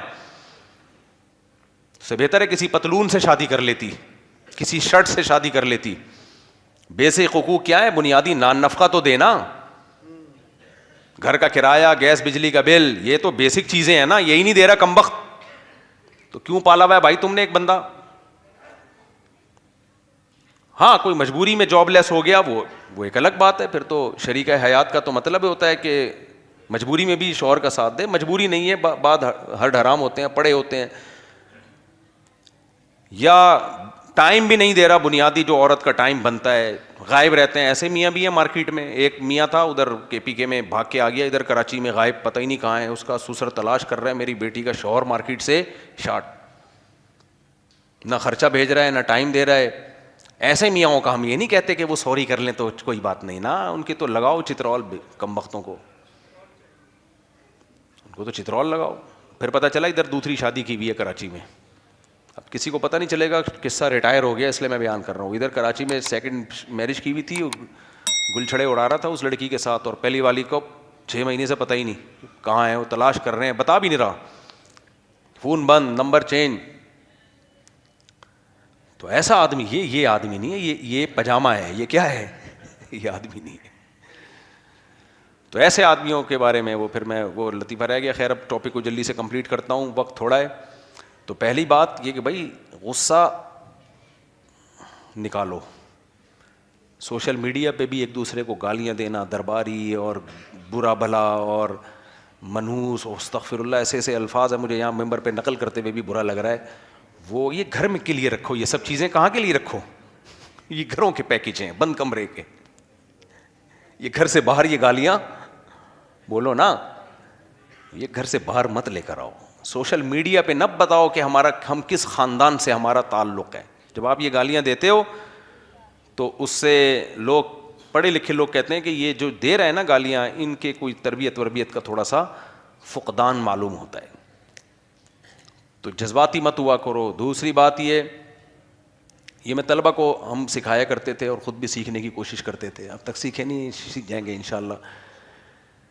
کیونکہ طلبہ بغیر تربیت کے ممبر پہ آ کے بیٹھ جائیں تو آپ بتاؤ, جو ممبر ہے وہ تو ایک لیڈر کا کردار ادا کر رہا ہوتا ہے, قیادت کا کردار ادا کر رہا ہوتا ہے, تبھی دیکھو ممبروں پہ اور ٹانگیں اچھالی ہوئی ایک دوسرے کی, کیسی ٹانگیں کھینچی جا رہی ہیں اور کیا کچھ ہو رہا ہے, وہ بھی کافر, فلانا بھی کافر, اور جوتوں کا ہار پہنائیں گے. ایک دم میں گزر رہا تھا تو ایک آواز آ رہی تھی تقریر کی, جو یہ بات ثابت کر دے تو میں اپنے گلے میں جوتوں کا ہار پہنوں گا, میرا منہ کالا کر کے مجھے گدھے میں بٹھا کے گھماؤ. میں نے کہا یار یہ مسجد ہے, یہ کیا ہے یار. خیر, تو ایک بات تو یہ کہ بھائی لب و لہجہ کیا ہونا چاہیے. دوسری بات یہ کہ جب بھی کوئی بات کرے انسان, خیر خواہانہ جذبہ ہونا چاہیے. سامنے والے کو لگے کہ یہ میری خیر خواہی چاہتا ہے, یہ مجھے نیچا دکھانا نہیں چاہتا. آج کل ہم جو ڈیبیٹ کر رہے ہیں اس میں فتح مقصد ہوتا ہے کہ میں جیت جاؤں یہ جنگ, سمجھ رہے ہو, میں اس بحث میں کیا ہو جاؤں, جیت جاؤں. انبیاء کا یہ طریقہ نہیں تھا کہ ہم جیت جائیں. تبھی تو انبیاء کا طریقہ انا لکم ناصح امین, میں امانت دار ہوں, اللہ کا پیغام پہنچا رہا ہوں, میں تمہاری بھلائی چاہ رہا ہوں, برائی نہیں چاہ رہا. ابراہیم علیہ السلام نے اپنے والد کو جب تبلیغ کی ہے تو کیسے تبلیغ کی ہے, مقابلے پہ تھوڑی آئے ہیں. یا ابتی, اے میرے پیارے ابا, لم تعبد ما لا يسمع ولا يبصر ولا يغني عنك شيئا, آپ ان کی عبادت کیوں کر رہے ہیں جو نہ دیکھ سکتے ہیں, نہ سن سکتے ہیں, نہ آپ کو کوئی فائدہ پہنچا سکتے ہیں. پھر آگے سے ابا نے دھمکیاں دی ہیں تو سلام علیک, آپ پر سلامتی ہو. ساستغفر لک ربی, میں اپنے رب سے آپ کے لیے دعا کروں گا. میرے بس میں تو یہی ہے, سمجھانا اور دعا کرنا. مان نہیں رہے ہیں ان کی بات, لیکن انداز دیکھو. ہم جب کہیں بحث شروع کرتے ہیں تو ایک دم جو صورت بنتی ہے وہ ایسا لگتا ہے دو پہلوان اکھاڑے میں اتر چکے ہیں, اب دیکھتے ہیں یہ کشتی جیتتا کون ہے. سمجھتے ہو گے نہیں سمجھتے؟ مولویوں میں بھی ایسا ہی ہے, ڈاکٹروں میں بھی ایسا ہی ہے, سیاست دانوں میں تو کوٹ کے بھرا ہوا ہے. سیاست دان نے تو جتنا بیڑا غرق کیا ہے نا اس ملک کا, سیاست دانوں نے, کمبختوں کے جب اپنے مفاد ہوتے ہیں تو جس سے چاہے تعلق بنا لیں, ان کے لیے سب حلال ہے. پہلے ہمیں کسی سے لڑوائیں گے, پھر اسی سے دوستیاں بڑھائیں گے. جب ان کے اپنا مسئلہ ہوتا ہے, عوام کو لڑوا دیں گے آپس میں, پھر خود آگے جا کے دوستیاں بنا رہے ہوں گے, چائے پی رہے ہوں گے, ایک دوسرے کو فیور کر رہے ہوں گے. مہنگائی کے خلاف لیبل کیا لگائیں گے, بولو. جتنے سیاست دانوں نے مہنگائی کے خلاف جہاد کی ہے نا, جب وہ آتے ہیں تو سب سے زیادہ مہنگائی انہی کے دور میں ہوتی ہے, اور ان کے جو اپوزیشن میں ہوتا ہے وہ پھر مہنگائی کے خلاف جہاد شروع کر دیتا ہے. تو وہ تو بھائی ان کا تو مسئلہ ہے, ہمارا تھوڑی مسئلہ ہے کہ ہم آپس میں لڑیں. کیا خیال ہے بھائی؟ سب مہنگائی کے خلاف جہاد کر رہے ہوتے ہیں, لیکن ان میں کچھ اچھی باتیں بھی کر رہے ہوتے ہیں. کیا خیال ہے؟ تو اتنا منفی بھی نہیں چلے جانا چاہیے کہ اگر کوئی اچھا کام کرے تو اس کو بھی آپ برا کہنا شروع کر دو, اس میں بھی کیڑے نکالنا شروع کر دو. تو کیا ضرورت ہے بھائی؟ اگر کوئی غلط آدمی بھی اچھا کام کر دیتا ہے تو ویل ڈن. آپ کا بچہ چرس پیتا ہے, ہیروئن پیتا ہے, غلط ہے, ایک دن آپ کے پاؤں دبانے لگا تو آپ بولو گے بیٹا ہے تو چرسی, لیکن آج تو نے ماشاءاللہ اچھا کام کیا. اگر آپ اس کو یہ بولو کہ تو چرس پیتا ہے, ہیروئن پیتا ہے, پاؤں دبا رہا ہے, دفع ہو یہاں سے, تیرا پاؤں دبانا مقبول ہی نہیں ہے, تو وہ کہے گا ابا ایک دفعہ زندگی میں اچھا کام کیا, اس پہ بھی آپ تعریف نہیں کر رہے, پھر چرس ہی ٹھیک ہے, پھر کیا خیال ہے؟ وہی کام ٹھیک ہے, پھر وہی کرتے ہیں. تو ہم لوگ یہ کر رہے ہیں, سیاستدان اچھا کریں برا کریں تو برا کہتے ہیں, اچھا کریں تو بھی برا کہتے ہیں. تو وہ کہتے ہیں پھر برائی کر لو, کیا خیال ہے؟ وہ کہتے ہیں چلو پھر برائی کرتے رہو. تو منفیت جو ہے نا دماغ میں, جو ہم سب کے بہت برا سا لفظ لگ رہا ہے مجھے یہ بولتے ہوئے, کیونکہ میں کیا بولوں یار, ہم لوگ کے تو گوبر ٹائپ کی چیز گھسی ہوئی ہے نا دماغ میں, منفیت. اس کو تھوڑا سا کیا کرو بھائی, نکالو. کچھ پازیٹیو بھی سوچا کرو, مثبت بھی سوچا کرو, اچھا سوچا کرو, خیر خواہ بن کے بات کیا کرو. سمجھ رہے ہو؟ تو ڈیبیٹ میں سب سے پہلا کام کیا کرنا ہے؟ ریلیکس. کیا کرنا ہے؟ اس کا صحت سے بڑا گہرا تعلق ہے. ہمارے ایک دوست ہیں, بلڈر ہیں, بہت ماشاء اللہ اللہ نے صحت دی ہے. میرے دوست بھی ہر طرح کے ہیں, ایسے باریک باریک بھی میں نے دوست رکھے ہوئے ہیں, جب کرتا اتاریں تو ایکس رے کرنے کی ضرورت ہی نہیں ہے. گردے کی پتھری یہیں سے نظر آ جائے گی آپ کو, ایسے باریک باریک, اور بلیک بھی ایسے کہ اندھیرے میں نظر ہی نہ آئے. اچھا میرے جو شاگرد ہیں اس ٹائپ کے, تو پھر میں ان سے مزاح کرتا ہوں, وہ بے تکلف ہیں, ان کا وہ ناراض نہیں ہوتے, خوش ہوتے. ان کا نام میں نے حسن خان رکھا ہوا ہے, حسن خان. اور ایسے صحت مند بھی ہیں کہ بھائی کوئی مسٹر سندھ ہے, کوئی مسٹر پنجاب ہے, ایسی صحت آدمی کا ہے بھائی, ہم تو ان کے گھٹنے کے برابر بھی نہیں ہیں. تو ایسے ہی ہمارے ایک دوست ہیں, وہ مسٹر سندھ رہے ہیں. اب صحت اچھی ہوتی ہے, جم وم جا کے ڈولے وولے بنا لیے, خوراکیں بکرے شکرے کھائے ہوئے ہیں, تو ظاہر ہے پھر آدمی جب صحت صحیح ہوتی ہے نا تو برداشت بھی بہت ہوتی ہے انسان میں, اس کا صحت سے بہت گہرا تعلق ہے. تو وہ کہتے ہیں میں ایسے ہی کسی فلیٹ میں اوپر دیکھ رہا تھا, میری نیت کسی کی بہو بیٹی کو دیکھنا نہیں تھا, میں دیکھ رہا تھا کتنا اوپر فلیٹ ہے, ایک باریک سا آدمی بلا وجہ غیرت کا مسئلہ بنا لیا. وہ سمجھ رہا کہ میری بیگم کو دیکھ رہا ہے یہ, حالانکہ کہتے ہیں میرے تو حاشیے خیال میں بھی نہیں, میں وہیں دیکھ رہا ہوں یوں کر کے. تو وہ باریک ہے نا, وہ جلدی غیرت کا مسئلہ بنا لیا نا, تو ایگریسو ہو جاتا ہے, جذباتی ہو جاتا ہے. کہہ رہے میں وہاں سے چلا گیا, تو وہ آیا میرا گھر تلاش کرتے کرتے کہ اس کو گھر پہ جا کے ماروں گا میں, سمجھ رہے ہیں نا, اس کو گھر پہ جا کے اس کی ہڈیاں توڑوں گا, یہ میری بیگم کو دیکھ رہا ہے. تو وہ کہتے ہیں کہ وہ آیا نا باریک سا, کراچی میں لڑکے دبلے نہیں ہیں, باریک ہیں. دبلا تو پھر بھی کچھ ہوتا ہے نا, باریک کیا ہوتے ہیں جس سے آپ شلوار میں ناڑا ڈال سکتے ہیں آپ اس سے. اتنے باریک لڑکے گٹکے کی جو آ رہے ہیں نا مارکیٹ میں, ان کو میں کہتا ہوں جم جاؤ یار, تم تو جاؤ, کم جاؤ, ویٹ اٹھاؤ, کچھ کھاؤ, لگے گا باڈی پہ. ایسے ہی کھانے ایسے اتنا کھا رہے ہیں نا یہ, پھر بھی نہیں لگتا. تو جو باریک لڑکے چاہتے ہیں نا ہماری باڈی تھوڑی بڑی ہو جائے, وہ جم جائے بغیر ممکن ہی نہیں ہے, خوب سمجھ لو. وہ صرف کھانے پینے سے نہیں ہوگی, وہ ویٹ اٹھانے سے ہوگی. خیر, تو وہ کہتے ہیں وہ باریک سا آیا, بھائی بچے شور نہیں کریں, ان کو بٹھاؤ بھائی بچوں کو. تو وہ کہتے ہیں جب وہ آیا نا دروازے پہ بیل بجائی اس نے. اچھا اوپر سے اس کو اندازہ نہیں ہوگا یہ کتنا پاورفل, کتنا طاقتور ہے. بیل بجائی تو کہتے ہیں میں باہر آیا, تو غصے سے مجھے دیکھ کے نا کانپ رہا ہے. کہتے ہیں اس کی اسٹائل دیکھ کے مجھے آ گئی ہنسی کہ یار یہ تو کچھ کیے بغیر ہی نہ گر جائے کہیں. اب غصہ تو بہت آ رہا ہے, کر کچھ نہیں سکتے, اتنی بڑی چیز سامنے کھڑی ہوئی ہے. تو کہہ رہے ہیں مجھے ہنسی آ گئی, میں نے کہا جا یار. وہ چلا گیا بڑے آرام سے, کہتے ہیں ٹھیک ہے میں جا رہا ہوں سر, السلام علیکم. دیکھو اس کو غصہ آ رہا ہے, اس کو نہیں, حالانکہ اس کو بھی تو آنا چاہیے نا غصہ. بھائی اس کو بھی آنا چاہیے کہ میں نے کوئی تیری بہو بیٹی کو نہیں دیکھا, ہم خاندانی لوگ ہیں, کسی کی بیویوں کو نہیں دیکھتے فلیٹوں میں جھانک جھانک کے, کمبخت. غصہ تو ان کو بھی آنا چاہیے, خاندانی آدمی ہے, کوئی ایسے نہیں ہے کہ وہ لوگوں کی بہو بیٹیاں دیکھتے ہوں, اپنی بچی ہیں ان کی. اور پھر اس بات پہ بھی غصہ آنا چاہیے تو لڑنے کے, لیکن آ رہا ہے غصہ نہیں یار, کیوں؟ صحت اچھی ہے, سمجھ رہے ہو. صحت مند آدمی کو بلا وجہ نہیں آتا غصہ, اس لیے صحت کا بھی خیال کیا کرو. صحت اچھی نہیں ہوتی نا, آدمی بلا وجہ بھٹکتا رہتا ہے, کلا بازیاں کھاتا رہتا ہے, بلا وجہ ایگریسو ہو کے رہے گا خام خا کا. تو مجھے جب انہوں نے اپنا واقعہ سنا ہے بڑی ہنسی آئی. مجھے کہتے ہیں وہ اتنا کانپ رہا تھا, مجھے ہنسی آ گئی یار, یہیں نہ گر جائے بھائی, تو چلا جا, میرے متھے لگ جائے گا بلا وجہ. میں نے کچھ کیا نہیں ہے, اٹیک وٹیک ہو گیا, لوگ بولیں گے اس نے مارا ہے. وہ چلا بھی گیا بڑے آرام سے. ہمارے استاذ ہیں حضرت مفتی ابو لبابہ صاحب, وہ بھی بڑے ماشاء اللہ لہیم شہیم ہیں. تو ایک دفعہ گاڑی میں بیٹھے ہوئے تھے, گاڑی تھی چھوٹی, کار چلا رہے تھے, ایک سائیکل والا ان کو راستہ نہیں دے رہا.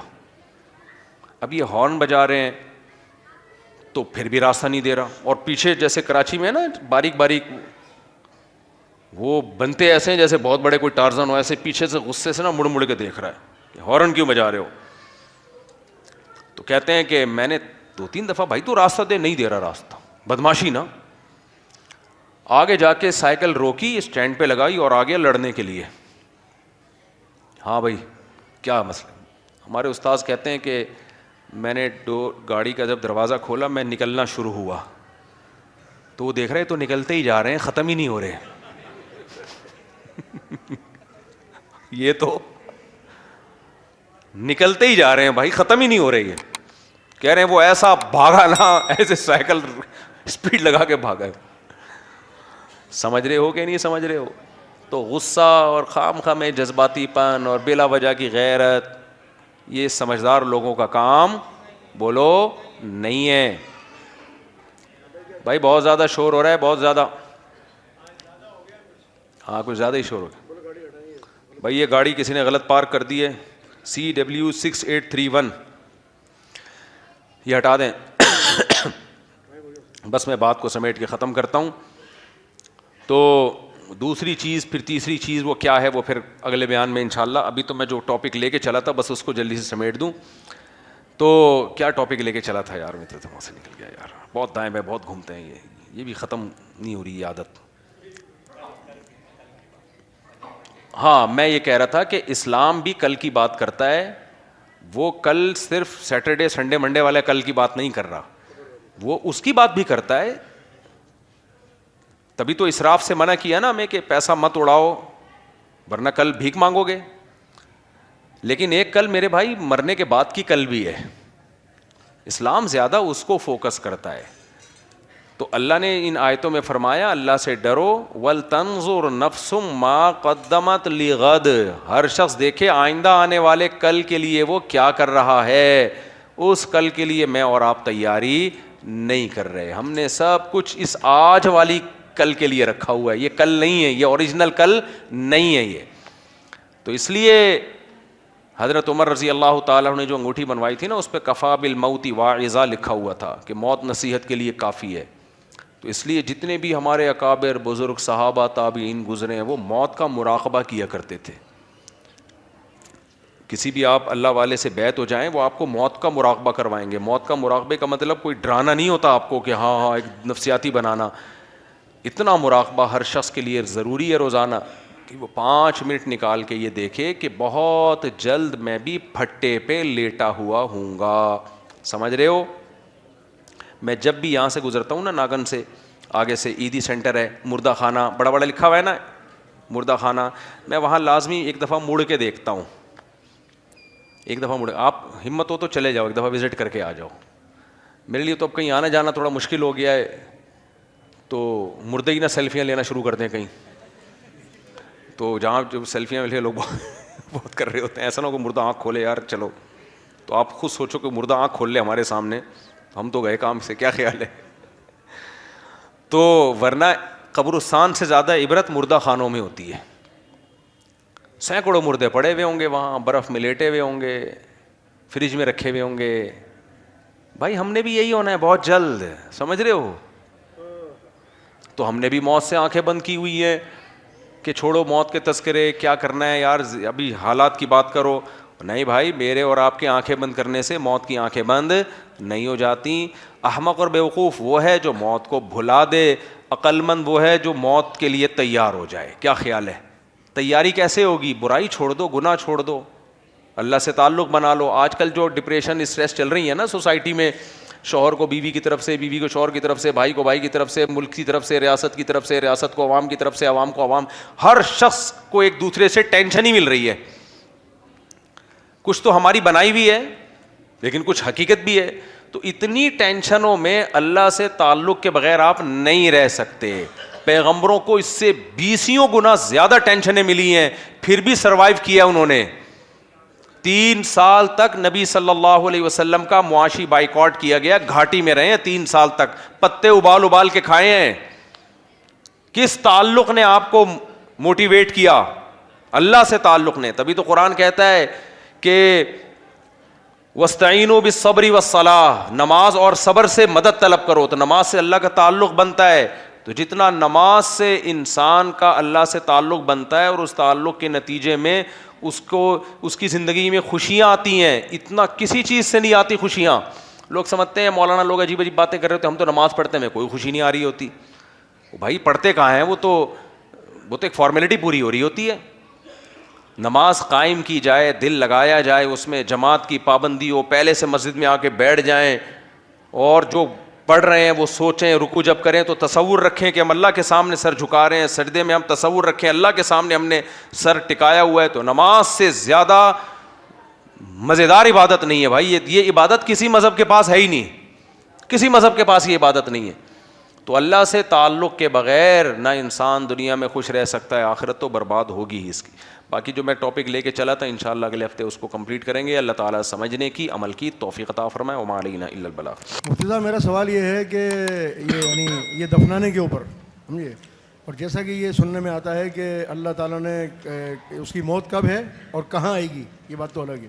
اب اگر کوئی پاکستانی ملک سے باہر گیا ہوا ہے, اس کی وہاں موت آ گئی, وہاں دفنا دیا, وہ بات تو الگ ہے. لیکن آج جو یہ ٹرینڈ چل گیا ہے کہ جو علماء ہیں یا کوئی بزرگ ہیں ان کو مسجد کے احاطے میں دفنایا جاتا ہے, تو یقیناً انہوں نے تو کسی نے نصیحت نہیں کی ہوگی, نہ کوئی وصیت کی ہوگی کہ میرے مرنے کے بعد مجھے میری ہی مسجد کے احاطے میں دفنا دیا جائے. یہ ان کی اولادیں یا ان کے جو ہے نا مریدین کر رہے ہیں. تو آیا یہ عمل صحیح کر رہے ہیں؟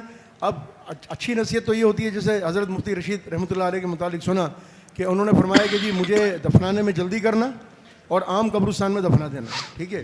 تو یہ تو بات سمجھ میں آتی ہے کہ یہ اچھی نصیحت کر کے گئے تو ان کو ان کی وصیت کے مطابق پابوش کے قبرستان میں دفنا دیا گیا اور جلدی دفنا دیا گیا, ٹھیک ہے. تو یقیناً یہ جتنے بھی آج کل معاملہ چل رہے ہیں یہ ان کی تو نصیحت یا وصیت نہیں ہوگی, یہ ان کے پیچھے جو ان کے لوائقین کر رہے ہیں یا مریدین کر رہے ہیں, آیا یہ صحیح کر رہے ہیں. اور پھر کہا یہ جاتا ہے کہ جس کی جہاں مٹی ہے وہاں چلا گیا, تو کیا وہاں کی مٹی تھی ان کی؟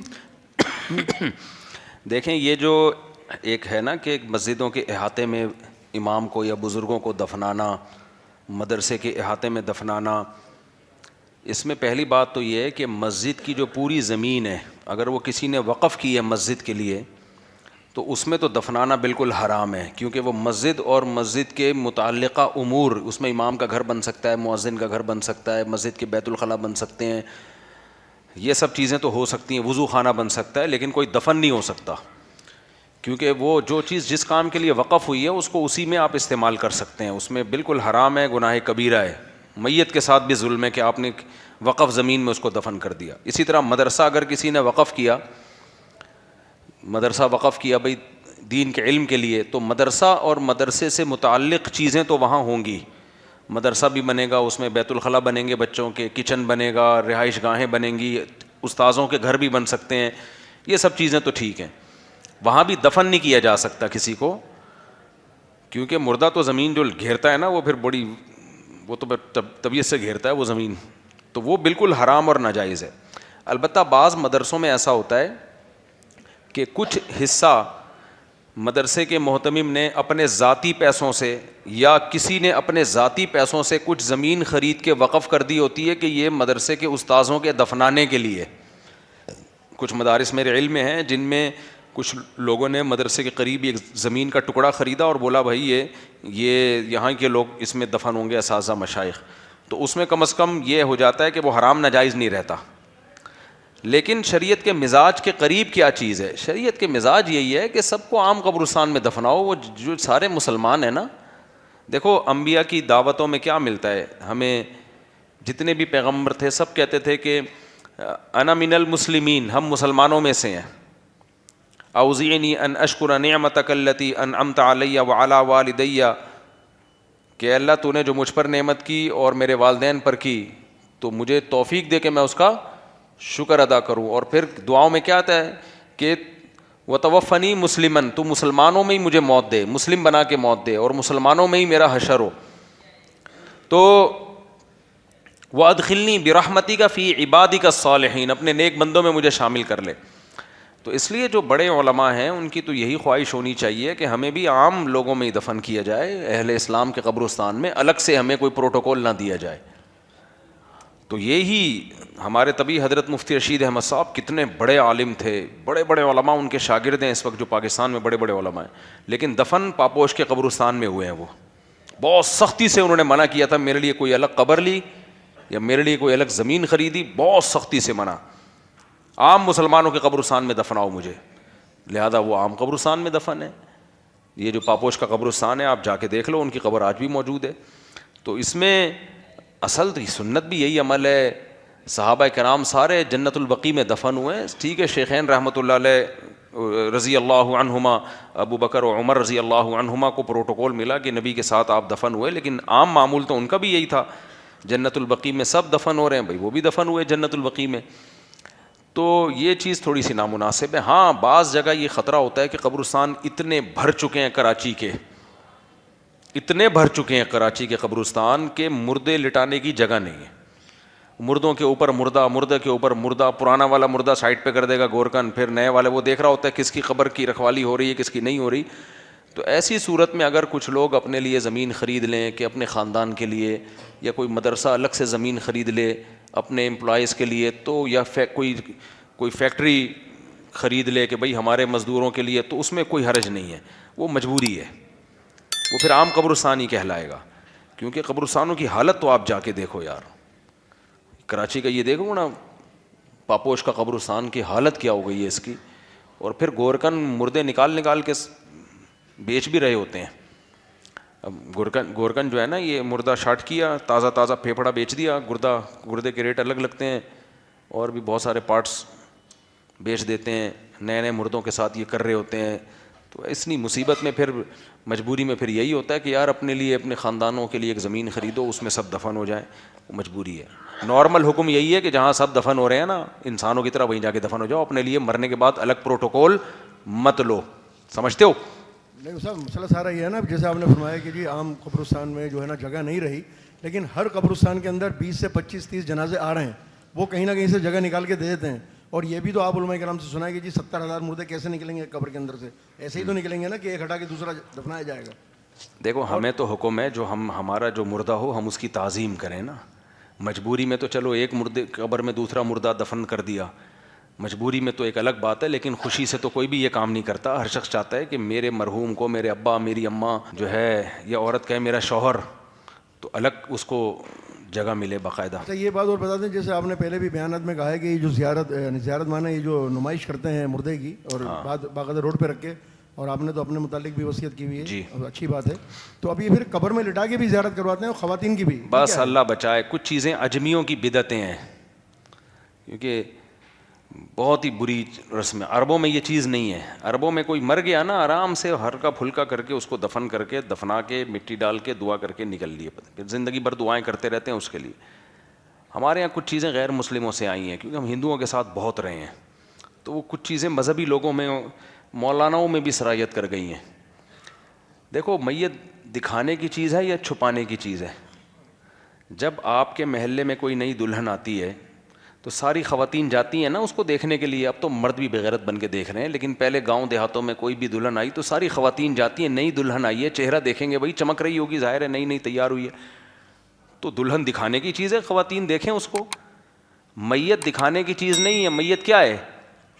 بولو. چھپانے کی چیز ہے. کیونکہ انسان جیسے ہی مرتا ہے اس کی روح نکل گئی. اب یہ حقیقت ہے کہ اس پہ جرمز فوراً حملہ کرتے ہیں، اس کو سڑانے کی کوشش شروع کر دیتے ہیں. کیمیائی عمل ہے جو ہوگا، نیک لوگوں کے ساتھ بھی ہوگا، برے لوگوں کے ساتھ بھی ہوگا، تبھی تو مٹی بنیں گے. اللہ نے کیا کہا قرآن میں؟ منہا خلقناکم، اسی مٹی سے میں نے تمہیں بنایا، وفیہا نعیدکم، اسی مٹی میں دوبارہ مٹی کر دوں گا، ومنہا نخرجکم، اور پھر اسی مٹی سے دوبارہ انسان بناؤں گا. تو دوبارہ اللہ نے جو کہا میں تمہیں مٹی بناؤں گا، تو یہ دوبارہ مٹی بننے کا پروسیس تبھی تو ہوگا جب لاش میں کیڑے پڑیں. کیا خیال ہے؟ وہ کیڑے کھائیں، ایک کیمیائی عمل ہو، اور پھر وہ کیڑے کھا کے اس کو ختم کریں، اس میں بدبو ہو، پھر آہستہ آہستہ آہستہ آہستہ آہستہ وہ پورا عمل گزر کے مٹی بن جائے. تو اللہ نے یہ نہیں کہا کہ ہم نے تمہیں اس مٹی سے بنایا اور ہم تمہیں دوبارہ مٹی بنائیں گے بشرطے کہ تم نیک آدمی نہ ہو. یہ بزرگوں کے لیے بھی ہے، نیک لوگوں کے لیے بھی ہے، شہیدوں کے لیے بھی ہے، اچھے برے سب کے لیے. سب نے مٹی بننا ہے. تو مٹی ہاں کرامت کے طور پہ اللہ کسی کی باڈی کو بچا لیں، جیسے بعض شہداء کو اللہ بچا لیتا ہے، باڈی خراب نہیں ہوتی، وہ تو کرامت ہے نا، اس کے لیے تو کوئی سائنٹیفکلی لاجک نہیں ہوتی. عام اصول اللہ کا یہی ہے، چاہے بزرگ ہوں، آپ کے ابا ہوں، آپ کی اماں ہوں، آپ کی بیگم تو ہوگی نہیں، آپ ہوگے تو، کیونکہ وہ تھوڑی پہلے جائے گی دنیا سے، آپ جاؤ گے نا دنیا سے. تو یہ جتنا بھی آپ جب مرو گے تو لاش میں کیڑے بھی پڑیں گے، بدبو بھی پیدا ہوگی، سڑے گی بھی لاش، تاکہ مٹی بننے کا عمل تیز ہو جائے. یہ سب کے ساتھ ہوتا ہے. اسی لیے شریعت نے ہمیں حکم دیا، بھائی میت کے اکرام عزت کا تقاضا یہ ہے کہ اس کے چہرے میں جو تبدیلی آئے اور بدبو آئے یہ لوگوں کے سامنے نہ ہو، یہ مٹی کے نیچے ہو، چھپا دو اس کو. یہ سب کہاں ہو؟ قبر کے اندر ہو. فی الحال اس کو فوراً لوگوں کی نظروں سے چھپاؤ. تو اس لیے جب کوئی مر جاتا ہے تو ہاں بیٹا، باپ، شوہر، یہ جو قریبی رشتے ہوتے ہیں یہ دیکھ لیں منہ، کیونکہ ان کو اگر یہ چہرہ خراب بھی ہو جائے ان کو نفرت نہیں ہوتی, کیونکہ ان کی محبت اتنی ہوتی ہے کہ ان کو کوئی گھن نہیں آئے گی. لیکن عام پبلک کے لیے اس کو نمائش کے طور پر سڑک پہ لٹا دینا یہ بہت ہی گھٹیا چیز. کچھ چیزیں ایسی ہوتی ہیں کہ غیرت اور کچھ ہو نا تو وہ سمجھ میں آتی ہیں, ان کو دلائل سے نہیں ثابت کیا جا سکتا. یہ اجمیوں کی بری رسم ہے جو غیر مسلموں سے ہمارے اندر آئی ہے, یہ اسلامی رسم بولو نہیں ہے.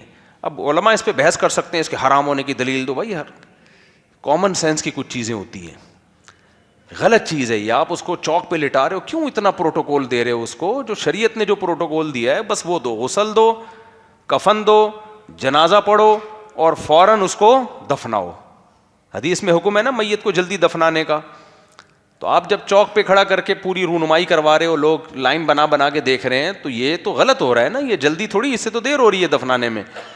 تو میت کی عزت اس میں نہیں ہے کہ اس کی ناکوں میں روئیاں ٹھوسی ہوئی ہوں اور کانوں میں روئیاں ٹھوسی ہوئی ہوں اور عجیب سا منہ بنا ہوا ہو اور اس کی تصویریں فیس بک پہ پوری دنیا میں وائرل ہو رہی ہوں اور پھر لوگ جھوٹ بول رہے ہوں کیسا نور ہے چہرے پہ.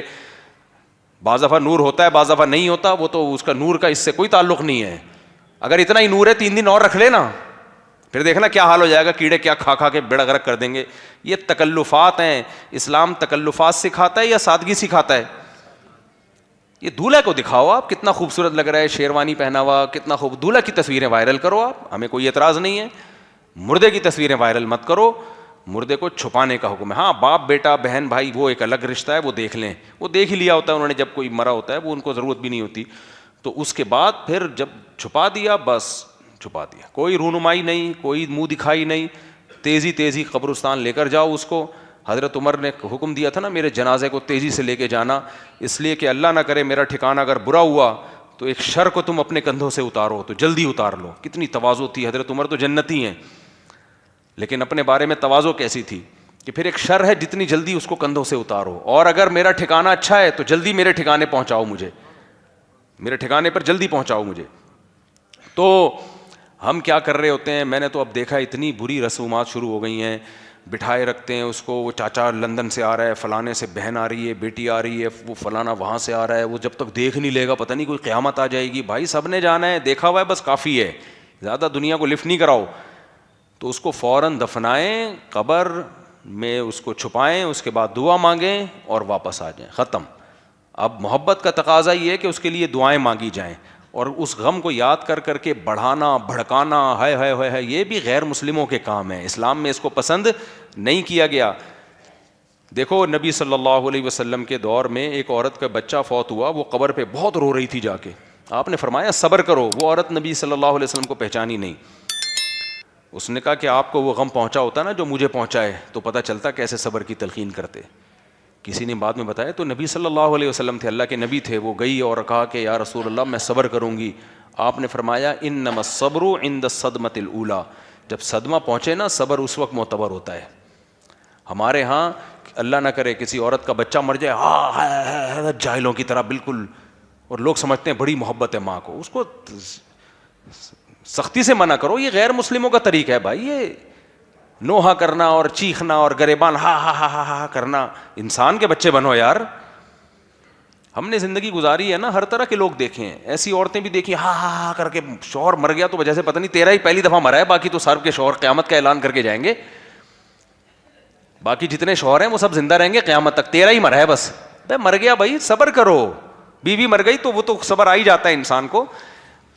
یار ایک تو میرے منہ سے پتہ نہیں الٹی باتیں کیوں نکلتی ہیں, یعنی پھر بھی صبر کرنے کا. بیوی بھی مرتی ہے, بہت تکلیف ہوتی ہے, میں مذاق کر رہا ہوں, واقعی بہت تکلیف ہوتی ہے انسان کو. گھر رول جاتا ہے, بچوں کو پالنے کے لیے کوئی ملتا نہیں ہے, تو صبر کرو بھائی. شوہر مر گیا صبر کرو, بیٹا مر گیا اللہ نہ کرے, اللہ سب کو زندہ رکھے, تو صبر کرو.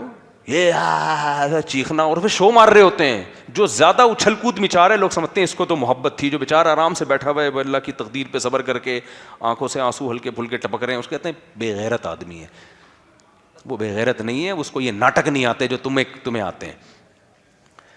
تو اور اگر غم ہے بھی تو صبر کا ثواب ہے. اسلام میں غم منانے کا کوئی ثواب نہیں ہے. تبھی اسلام یہ برسیوں کو نہیں مانتا کہ ایک سال اماں کی وفات کو گزر گیا اگلے سال برسی. کوئی برسی نہیں ہے اسلام میں بھائی, نہ کوئی ولادت منائی جائے گی نہ برسی منائی جائے گی.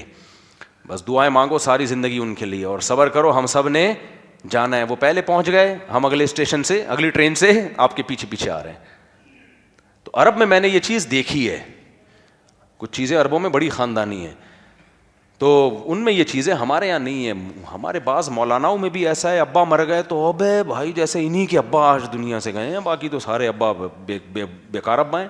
پھر اپنے باپ کے فضائل میں جو زمین آسمان کے قلابے ملائے جاتے ہیں. غیر مسلموں میں پتہ ہے کیا رسم ہے؟ انگریز نا دو انتہاؤں پہ ہیں. آپ یورپ امریکہ جائیں نا, وہاں دو انتہائیں ہیں. جو بالکل لبرل لوگ ہیں, مذہبی نہیں ہیں, ان کے ہاں تو میت کی جو اکرام ہونا چاہیے نا وہ بھی نہیں ہے. ان کے ہاں مر گیا تو کووں کو کھلا دو, بلی کو کھلا دو, کوئی مسئلہ ہی نہیں. وہ پوچھتے ہیں مر گئے تو کیا کرنا ہے, کہہ رہے مجھے جلا دینا, اور زیادہ تر جلوا رہے ہیں اپنے آپ کو. تو وہ گردے پھیپڑے نکالے, چانپے وانپے نکال کے دیکھتے ہیں کس کے فٹ آ رہی ہیں, سب کچھ اسپیئر پارٹس نکال لیا اس کے, اور اس کو اوون میں ڈالا, پکا کے راکھ بنا کے بوتل میں رکھا, چل بھائی کیا کرنا ہے, اب اس کو زمین میں ڈالنا ہے, پانی میں بہانا ہے, وہ آپ کی مرضی ہے. وہ تو بالکل لگتا ہے کہ انسان نہیں ہے, یہ اسپیئر پارٹ کی کوئی دکان ہے. جیسے موٹر سائیکلیں پرانی ہو جائیں تو اسپیئر پارٹ بک جاتے ہیں نا, تو بندہ پرانا ہو گیا, اس کے گردے وسیم کے لگا دو, اور جو لیور ہے وہ جمشید کو دے دو, گھٹنے کی بال کسی کے فٹ آ رہی ہے تو اس کو لگا دو. بالکل اسپیئر پارٹ کی شاپ بن چکا ہے انسان. انہوں نے تو مادہ پرست ہے نا, وہ تو موت کا بات مانتے ہی نہیں ہیں. اور جو مذہبی لوگ ہیں, جو عیسائیت ہے وہاں, کرسچینٹی ہے یا ہندو لوگ ہیں جو مذہب پہ قائم ہیں, ان کے ہاں بندہ مر جائے نا, جو پروٹوکول دیتے ہیں وہ لوگ, ایک ایک ہفتہ تک اس کو دفناتے نہیں ہیں. مرے گا تو پہلے اتنی رسومات, پنڈت جی آئیں گے, فلانا ترانا پڑیں گے, پھر جیسے میں کہتا ہوں نا, وہ جو شادی جب پنڈت جی کرا رہے ہوتے ہیں تو کیا بول رہے ہوتے ہیں, الو کے پٹے بھاگ جاؤ, تیرے موقع ہے دوبارہ واپس نہیں آنا, واپس نہیں آنا, بہت بری برا پسند سمجھا رہے ہوتے ہیں اس کو اپنی زبان میں, اس کو سمجھتا نہیں ہے. تو ایسے میت پہ بھی ان کے چلتے ہیں, بڑے لمبے لمبے پروٹوکول چلتے ہیں. کسی کے مذہب کا مذاق نہیں اڑا رہا میں, خدا نخواستہ کسی کا مذاق اڑانا مقصد, یہ تو میری انٹرٹینمنٹ کی تھوڑی سی عادت ہے نا. ہمارے مولویوں کا بھی تو میں تھوڑا بہت کر رہا ہوتا ہوں, ہمارے مولانا یہ کر رہے ہوتے ہیں, یہ تو ایسی مذاق میں کر رہا ہوں. وہ یہ نہیں کر رہے ہوتے بھائی, وہ اپنا ہی کوئی سمجھا رہے ہوتے ہیں, انسان کے بچے بن جا, پنڈت جی جو ہے نا وہ سمجھا رہے ہوتے ہیں. تو لیکن ان کے جو مذہبی لوگ ہیں, اتنی لمبی ان کی میت کی رسومات چلتی ہیں, بٹھائیں گے, پھر چرچ میں ایک بندہ آئے گا, اس میت کے فضائل بیان کرے گا, یہ کب پیدا ہوئے تھے, کب ان کی شادی ہوئی تھی, پھر تب طلاق ہوئی, استغفر اللہ, کب پھر ان کے بچے پیدا ہوئے تھے, اور پھر کب یہ مرے تھے, اور ان کے کیا کیا کارنامے, اور سب بیٹھے رہیں گے یوں کر کے, اور پھر اس کو ایک ہفتے تک ان کی رسومات چلیں گی. ہفتے کے بعد جا کے بندہ دفن ہوگا, اولاد کہے گی ابا زندگی میں اتنا ٹینشن نہیں دی جتنا مرنے کے بعد آپ نے مجھے اذیت دی, اور لاکھوں روپے خرچ ہو جائیں گے اس کے. اگر وہ یہ کام نہیں کرے گا, لوگ گالیاں دیں گے, دیکھو باپ مر گیا, اس نے کچھ بھی نہیں کیا اس کے لیے, ایک عذاب میں ڈالا ہوا ہے اپنے آپ کو. اسلام نے بیلنس راستہ دیا ہے, اعتدال والا. اسلام نے ہمیں یہ بتایا بھائی میت تو ایسی بھی نہیں ہے کہ گوشت کا ٹکڑا ہے کہ پھینک دو اس کو, غسل دو, کفن دو, جنازہ پڑھو, کندھا دو اس کو, پھر زمین میں دفن کرو اس کو, کروٹ کے بل قبلہ رخ کرو, کتنی پروٹوکول, اور مٹی ڈالو, پھر اس کے لیے دعا مانگو, بس ختم. پھر پوری زندگی اس کے لیے دعائیں مانگتے رہو. ولد صالح يدعو له, رشتہ تمہارا قیامت تک ختم نہیں ہوتا, ساری زندگی دعائیں مانگ رہو, اس کے لیے صدقہ خیرات کرو.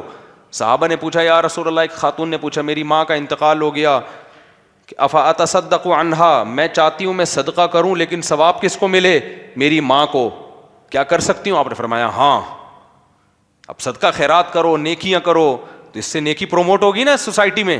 بعض نیکیاں انسان اپنے لیے کرتا ہے, بعض کنجوس ہوتا ہے نہیں کر رہا ہوتا, لیکن باپ یا ماں سے محبت اتنی ہوتی ہے, کہتا ہے چلو یار ان کو ثواب مل جائے تو کر لیتا ہے. تو اسلام نے کہا کر لے بھائی, نیکی کسی بھی طرح سے کر لے. تو نیکیاں کر کے ان کو خوش کرو, نیکیاں کر کے, دعائیں کر کے, کتنا بیلنس. لیکن وہ سارا بیلنس ہم نے بگاڑ دیا ہے. کوئی مر جائے, خاص طور پہ کوئی بڑی شخصیت, پہلے تو تعریفوں کے ایسے پول باندھتے ہیں, وہ میت بھی کہہ رہی ہوتی ہے کاش زندگی میں میری اتنی تعریفیں کر دیتے تو کہاں سے کہاں پہنچ جاتا میں. تعریفوں میں مرنے کے بعد بھی مبالغہ آرائی جائز نہیں ہے, اعتدال سے تعریف کی جائے, اعتدال سے. اور سب سے پہلے دفن کرو, عام قبرستان میں دفن کرو اس کو, اور دعا مانگو اور منہ دکھاؤ. اور میں نے وصیت کی ہوئی اپنے بارے میں بھی کہ میری موت کا علم ہوتے ہی میرے وارثین پر لازم ہے سب سے پہلے قبر کفن دفن کا انتظام. جب یہ بیان جاتا ہے لوگ کہتے ہیں بڑے بھائی ہوئی ابے سب نے مرنا ہے بھائی صاحب. صحیح ہے, میں نے وصیت کی ہوئی ہے اور ہم نے اپنے ابا کے ساتھ یہی کیا. ہمارے ابا کو کا رات 12 بجے انتقال ہوا, علاقے کی مشہور شخصیت تھے ہمارے والد صاحب, رات 12 بجے ان کی ڈیتھ ہوئی ہے. صبح 9 بجے لوگ تعزیت کے لیے گھر پہ آئے ہیں کہ والد صاحب کہاں ہیں, ہم نے کہا دفن ہو چکے ہیں. 9 بجے, وہ بھی تاخیر قبر کھدنے کی وجہ سے ہوئی ہے, اگر رات کو گورکن مل نہیں رہا تھا. حالانکہ مشہور شخصیت تھے ہمارے علاقے کے, وہ بڑے آدمی تھے, دنیا جانتی تھی ان کو, لیکن رات کو ان کی ڈیتھ ہوئی. پہلے یقین کر لو کہ ڈیتھ ہوئی بھی ہے کہ ہمیں غم تو پہاڑ ٹوٹے تھے ہمارے اوپر, کیونکہ چلتے پھرتے نماز کے انتظار میں بیٹھے ہوئے تھے صف میں. تبلیغ کا کام انہوں نے ہمارے علاقے میں شروع کیا تو, اور اس وقت تبلیغی جماعت سے جڑے تھے جب مکی مسجد میں 2 صفیں ہوتی تھیں اس وقت. تو آپ سوچو کہ کچھ ہوگا نا ان کا مقام اور مرتبہ, اور نماز کے انتظار میں بیٹھے ہوئے, عشاء کی ہارٹ اٹیک ہوا تو اسی میں ان کو ہاسپٹل لے کر گئے. تو جب ان کی ڈیتھ ہوئی ہے تو فوراً جب یقین ہو گیا, کوشش تو کیا انسان بچانے کی ہاسپٹل میں جو بھی انسان والدین کے لیے کر سکتا ہے, لیکن نہیں بچے, اللہ تعالیٰ مغفرت کرے ان کی. تو جب ان کو دفن کی, یعنی رات ہی خبر اور غسل, فجر میں جنازہ ہوا اور دفنا دی ہم نے. تو لوگ جب آ رہے تھے تو کہہ رہے تھے, کیونکہ صبح لوگوں کو اطلاع ملی کہ بھئی حافظ مسعود صاحب کا سنا انتقال ہو گیا. ہم نے کہا کہاں ہے بھائی, ہم نے کہا کہہ رہے ہیں یار عشاء میں, تو عشاء سے پہلے تو ہم سے ملے تھے وہ. ہم نے کہا بھائی قبر میں. بہت حیران ہو رہے تھے لوگ, یار ایسا کیسے ہو سکتا ہے. ہم نے کہا ایسا ہی ہوتا ہے, ایسے ہی شریعت کا یہی حکم ہے, سمجھ رہے ہو کہ نہیں. اور اب تک الحمدللہ ہم دعائیں مانگ رہے ہیں. 99 میں ڈیتھ ہوئی تھی ان کی, کتنے سال ہو گئے, 26 سال. مجھے نہیں یاد پڑتا میں نے کبھی دعا کے لیے ہاتھ اٹھائے ہوں اور اپنے والد اور والدہ کے لیے دعا نہ کی ہو. اس طرح یاد رکھو میرے بھائی اپنے ماں باپ کو. یہ طریقہ نہیں ہوتا برسیاں کے تکلف ہو رہے ہیں اور پھر وہ تصویریں اور جو آج کل چل رہا ہے. تو میں نے اپنے بارے میں بھی وصیت کی ہے بھائی, ہمیں یہ کوئی پروٹوکول ہمیں دنیا میں نہیں چاہیے. یہ جو ہماری ٹشن چلتی ہوئی ویڈیوز آ رہی ہوتی ہیں نا, جامعہ کے بیت الخلاء سے نکلتے ہوئے کلاس میں جا رہے ہیں, یہ طلبہ کر رہے ہوتے ہیں, میں نہیں کر رہا ہوتا. مجھے یہ چیز بالکل پسند نہیں ہے, یہ شو بازیاں.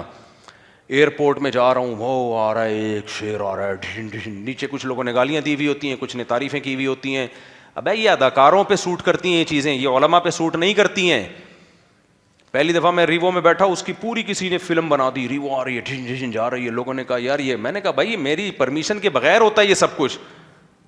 علماء کی عزت اس سے تھوڑی ہوتی ہے گاڑی میں بیٹھے ہیں یا ڈھن کر کے چلیں. علماء کی عزت تو علم سے ہے. تو ہم نہیں کر رہے ہوتے, مجھے بالکل پسند نہیں ہے. وہ طلبہ کو روک روک کے تھک گیا ہوں, لیکن یہ طلبہ اگر اطاعت شروع کر دیں تو یہ طلبہ کہاں سے ہو گئے پھر, یہ نہیں مانتے. جہاں بھی جاؤ کبھی ایک, مجھے تو بکرے کھانے کا شوق نہیں ہے, سادہ خوراک, مجھے بھنڈی دال چاول پسند ہے. لوگ لا کے پہلے میرے سامنے بکرا رکھیں گے چاول بھر کے, پھر ویڈیو بنا کے فیس بک پہ ڈالیں گے. ابھی پشاور میں کیا ہوا, ایک بکرا رکھا ہوا ہے چاول بھرا ہوا. اب میں نے ویسے ہی ہاتھ یوں کیے تھے یار, میرے کو آستین خراب نہ ہو, یہ تصویر آ گئی میری ایسے جیسے پتہ نہیں یہ بکرے کا کیا تہس نہس کر دوں گا. یہ آپ کو باڈی میری بکرے کھانے والی لگ رہی ہے, اسپیس نظر آ رہی ہے اس میں بکرے کے فٹ ہونے کی. اس پہ اتنے لوگوں نے نیگیٹو, یہ مولویوں کو دیکھو ادھر غزہ میں بچے بھوک سے مر رہے ہیں اور یہ بکرے پھوڑنے میں لگے ہوئے ہیں. تو ہمیں نہیں پسند بھائی یہ سب چیزیں, لیکن لوگوں کو ہمارا, میرے چینل سے نہیں آتی ہے. میرے چینل سے دیکھا کبھی ٹھین جا رہا ہوں میں یوں کر کے, کہتے چل کیسے رہا ہے, اکڑ کے چل رہا ہے. بھائی نہیں اکڑ کے چل رہے, جو ہماری نیچرل چال ہے وہ چل رہے ہیں, اس میں سلو موشن میں لگا دیا اس نے. تو یہ چیزیں فلمی اداکاروں پہ سوٹ کرتی ہیں, ایکٹروں پہ گلوکاروں پہ سوٹ کرتی ہیں, شو بازیاں یہ اسٹائل میں. ایک مدینہ میں آئی ہے کالا چشمہ پہن کے نا, ایسے کھڑا ہوا ہوں میں جیسے کسی فلم کے لیے ابھی پوز بنا رہا ہوں میں. تو یہ سب لوگ کر رہے ہوتے ہیں. مجھے نہ صرف یہ کہ یہ چیزیں میری پرمیشن نہیں ہے, بلکہ مجھے ان چیزوں سے نفرت ہے, سمجھ رہے ہو, نفرت ہے, بری لگتی ہیں یہ چیزیں. میں نے ایک تصویر میری بچپن کی تھی وہ غائب ہو گئی, اس پہ مجھے فخر تھا, وہ پائلٹ کے ڈریس میں جنگی جہاز کے ساتھ. کیونکہ سب سے عزت دار مقام جو ہے نا کسی مرد کے لیے, دیکھو دیر آر 2 types آف مرد. کیا ٹاپک چینج ہو رہا ہے لیکن مزہ آ رہا ہے یار. پہلے میں وصیت مکمل کر دوں. میری وصیت ہے مر جاؤں فوراً غسل کفن دفن, اور گھر والوں کو بھی وصیت ہاں نہیں کرنا ہے, آرام سے اللہ تعالیٰ مغفرت فرمائے. اچھے تھے منع کے ابا, کیا تھے, بہت سارے منوں کے ابا تھے ماشاء اللہ. تھوڑا غم زیادہ ہوتا ہے جب بہت سارے منوں کے ابا تھے, لیکن بہرحال چاہے ایک کے ابا ہوں یا درجنوں کے ہوں, جانا تو سب نے ہے. تو منع کے ابا تھے, بہت اچھے تھے, اللہ مغفرت فرمائے, بس اتنا کافی ہے, یہ غم کافی ہے, بس اللہ مغفرت فرمائے. اور جو غیر شعوری طور پہ غم ہوتا ہے وہ تو ہوتا ہے, باقی دفن کرو بھائی. پہلی دفعہ کوئی نہیں گیا, سب آ رہے ہیں مارکیٹ سے شارٹ ہو رہے ہیں, اتنا زیادہ نہیں. اور پھر کہتے عالم اسلام کوئی بہت بڑا نقصان ہوا. کیوں عالم اسلام میں یہ اکیلا آیا تھا کیا, باقی گھاس کھا رہے ہیں. جو مخالف ہیں وہ تو کہیں گے اچھا ہوا چلا گیا, اور جو عقیدت مند عالم اسلام کو ایسا کوئی عالم اسلام کو نقصان نہیں ہوا. یہ دین کسی کے باپ کا بولو نہیں ہے. علماء صلاح ہر دور میں ہول سیل کے حساب سے رہے. وہ نے غامدی صاحب سے حسن الیاس نے پوچھا تھا آپ کے دنیا سے چلے گئے تو ہمارا کیا ہوگا کالیا, تو غامدی صاحب نے جواب بڑا اچھا دیا. تو اصل میں سوال ہی نہیں بنتا تھا, آپ دنیا سے چلے گئے تو حضرت علماء کی بڑی تعداد ہے دنیا میں, ایک ہی آدمی نہیں پہ پورا دین ڈیپینڈ نہیں کرتا ہے ایک ہی شخص پہ کہ وہ چلا جائے گا تو سارا دین. یہ دین آخری مذہب ہے, کوئی نبی نہیں آئے گا, تو ہول سیل کے حساب سے ہر دور میں علماء رہیں گے. تو یہ علماء ہمیشہ رہیں گے اور دین چلتا رہے گا. جس نے دیکھو اس سے بڑا غم کیا ہوگا نبی کا دنیا سے جانا. نبی صلی اللہ علیہ وسلم, حضرت عمر اتنے غضبناک ہو گئے تھے کہ جس نے کہا کہ نبی دنیا سے گئے میں گردن اڑا دوں گا, تو حضرت ابوبکر نے کیا فرمایا, خطبہ دیا, یا ایھا الناس من کان منکم یعبد محمدا فإن محمدا قد مات صلی اللہ علیہ وسلم. اے لوگو تم میں جو محمد صلی اللہ علیہ وسلم کی عبادت کرتا تھا, یقین کر لے محمد دنیا سے چلے گئے ہیں صلی اللہ علیہ وسلم. اور من کان منکم یعبد اللہ, جو اللہ کی وجہ سے دین پہ آیا ہے, اللہ کی عبادت کرتا ہے, فإنہ حی لا یموت, وہ ہمیشہ ہے ہمیشہ رہے گا. تو ہم جو دین پہ آتے ہیں کسی پیر و مرشد کی یا کسی مفتی کی بیس پہ نہیں, کس کے لیے, اللہ کو خوش کرنے کے لیے. جب تک اللہ ہے تو ہم بھی ہیں, ہم عبادت کرتے رہیں گے, دین پہ چلتے رہیں گے. کوئی آئے یا مارکیٹ سے جائے, ہاں کسی سے محبت کا تقاضا یہ ہے کہ وہ مارکیٹ سے جائے تو اس کے لیے دعا کرو. دعاؤں کو بالکل فوکس نہیں, ایک دفعہ کم بخت زندگی میں دعا نہیں کریں گے, باتیں کرتے رہیں گے بیٹھ کے, دعاؤں کو فوکس کرو. تو اب میں وہ بتا رہا تھا, کیا بتا رہا تھا میں, ہاں وہ پائلٹ والی بات پہ نا. تو میری وصیت ہے کہ مر جاؤں فوراً سے پہلے کوئی رونمائی نہیں, کوئی منہ دکھائی نہیں, کچھ بھی نہیں, بس دفن کرو, پانی قبر پہ چھڑکو, دعا مانگو اور پھر مانگتے رہو ساری زندگی. اچھی بات ہے, صدقہ خیرات کرو, صدقہ جاریہ کرو, یہ خوشی کی بات ہے. اس کا کی ہمیں آج بھی ضرورت ہے, کل بھی ضرورت ہے. تو باقی جو ہے وہ جو پائلٹ والی بات ہے نا, مجھے شو مارنے کا شوق نہیں, لیکن ایک دیکھو دیر آر 2 types آف مرد. مرد کی کتنی قسمیں ہیں, 2 قسمیں. یہ جب میں ایسے واقعات سناتا ہوں نا تو نوجوانوں کو ایک خاص مائنڈ سیٹ بنانا مقصد ہوتا ہے, سمجھ رہے ہو. آج کل مردوں کو نا لڑکیوں میں بیٹھے ہوئے ہوتے ہیں بہت سارے, ٹی وی پروگراموں میں 6 لڑکیوں میں جا کے ایک زنانہ ٹائپ کا آدمی بٹھایا ہوا ہوگا, وہ زنانہ والی باتیں کر رہا ہوگا, بیوٹی کی ٹپس بتا رہا ہوگا. کچھ ایسے ہیں جو وہ کھول کے بیٹھ گئے ہیں بیوٹی پارلر. مرد ہیں کیا کر رہے ہیں, دلہنیں تیار کر رہے ہیں. سمجھ میں آ رہی ہے بات. تو اب یہ ٹرینڈ بھی سوسائٹی میں چل پڑا ہے. آدمی ہوگا کام کیا کر رہا ہے, دلہنیں تیار کر رہے ہیں, ان کے بال سیٹ کر رہا ہے وغیرہ وغیرہ کر کے. یہ بھی ایک مرد کا پہلو ہے جو ہماری سوسائٹی میں پھیل رہا ہے. ایک مرد کا وہ پہلو ہے جو متنبی نے کہا تھا, اعز مقام فی الدنا سرج سابح وخیر جلیس فی الزمان کتاب. دنیا میں سب سے عزت دار مقام مرد کے لیے جس پہ مرد بیٹھا ہوا سب سے اچھا لگتا ہے وہ ہے تیرتے ہوئے گھوڑے کی پشت. نہیں آئی سمجھ میں, یہ والے مرد بنو. اور آج کل وہ تیرتا ہوا گھوڑا JF-17 اور جیٹ تیارے ہیں. نہیں آئی سمجھ میں. تو اس لیے ہر بچے کو نا پہلے پائلٹ بننے کا شوق ہوتا تھا. ہم سے بھی بچپن میں کوئی پوچھتا بڑے ہو کر کیا بنو گے, ہم کیا کہتے, بولو نا پائلٹ. کیوں, لڑکا ہے نا, اس کو پتا ہے یار جو عزت آسمانوں میں جنگی جہاز تو ایک بڑی خطرناک چیز ہوتی ہے, آواز سے تیز اس کی اسپیڈ ہوتی ہے. مرد کی عزت اس میں ہے.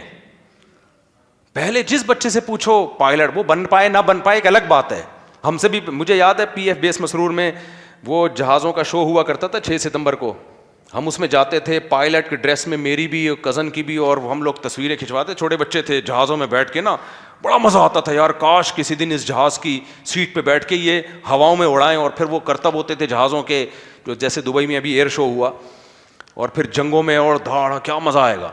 پہلے بچوں کا یہ مائنڈ سیٹ بنایا جاتا تھا ماؤں کی طرف سے, باپوں کی طرف سے. اب کمبختوں کو کیا سکھا رہے ہو یار تم, ویڈیو دکھا دکھا کے. وہ دلہن تیار کر رہا ہے, بچہ کہے گا میں نے پائلٹ بننا ہے. آج کے بچوں سے پوچھو بڑے ہو کر, کیا میں اپنے بیوٹی پارلر کھولوں گا, دلہنیں تیار کروں گا میں اس میں. زنانہ, وہ سوچ بھی کیا ہوگی اس کی.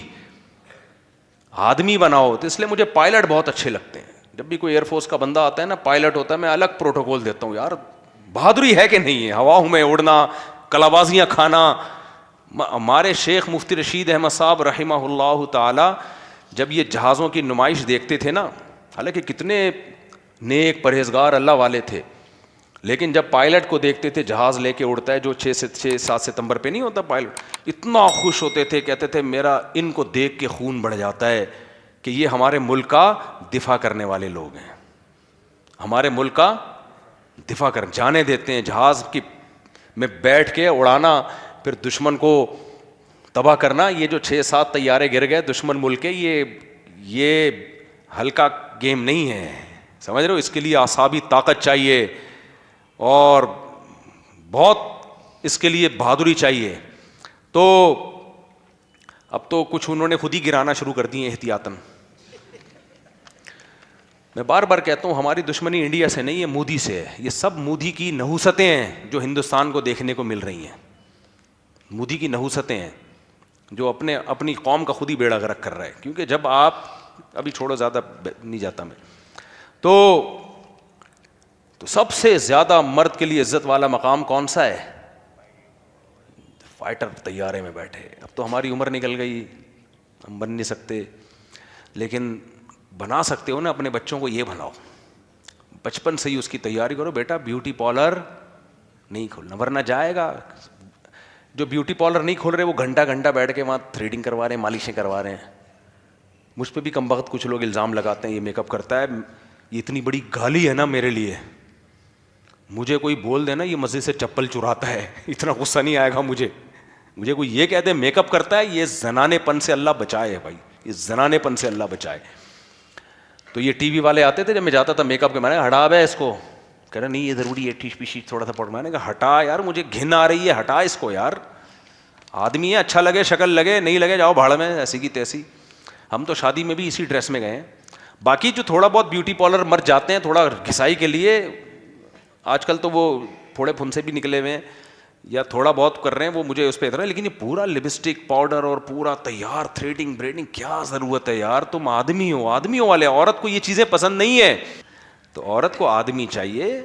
تو تھوڑا بہت ٹھیک ہے, میں کسی کا مذاق نہیں اڑاتا, مر جاتے ہیں, بال وال سیٹ کرا لیتے ہیں اپنا, تھوڑا بہت ٹھیک ہے, وہ سیٹنگ کرا لیتے ہیں, اتنا تو ٹھیک ہے. یہ بیوٹی پارلر, وہ ہیئر ڈریسر ہی ہوتا ہے, اس کو بیوٹی پارلر کا نام دے دیا.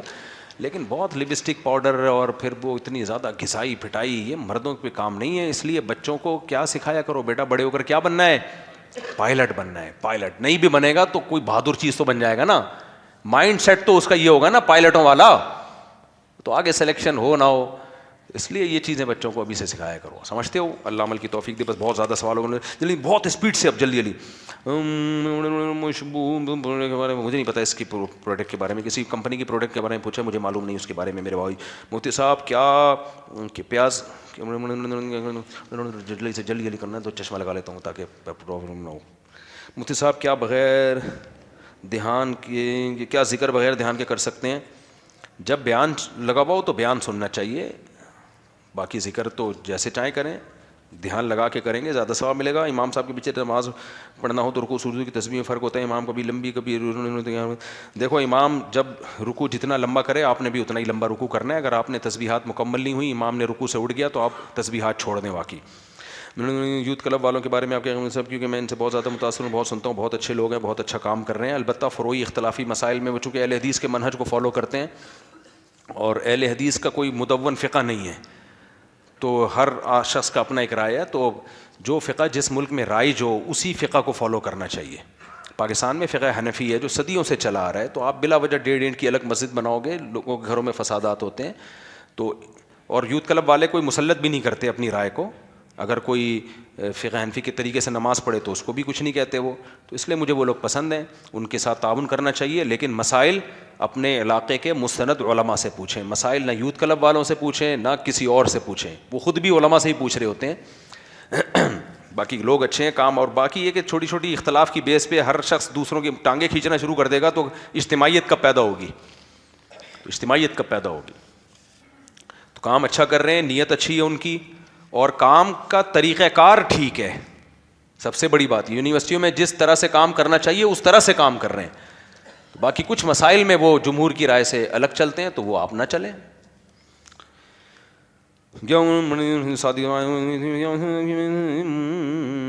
آپ کے بیان میں مزہ نہیں آ رہا, دنیاوی باتیں زیادہ کی ہیں آپ نے. ابے کون سی ایک بات میں نے دنیاوی کی ہے؟ آپ کو میں نے کاروبار کا طریقہ بتایا ہے, بھینس پالنے کا طریقہ بتایا ہے, ساری باتیں دینی ہی ہیں بھائی. پوری قرآن کی آیت کی اپنے اسٹائل میں تشریح کی ہے میں نے. مولانا طارق جمیل صاحب جیسا بیان کیا کریں, جاندار, جنت دوزخ قرآن حدیث کے حوالے سے. دیکھو سارے علماء ایک ہی جیسا بیان کرنا شروع کر دیں گے تو دوسرے والا نہیں آئے گا نا. تو کچھ ان جیسا کریں گے, کچھ میرے جیسا کریں گے, کچھ الگ ٹائپ کا کریں گے, اس لیے چلنے دو.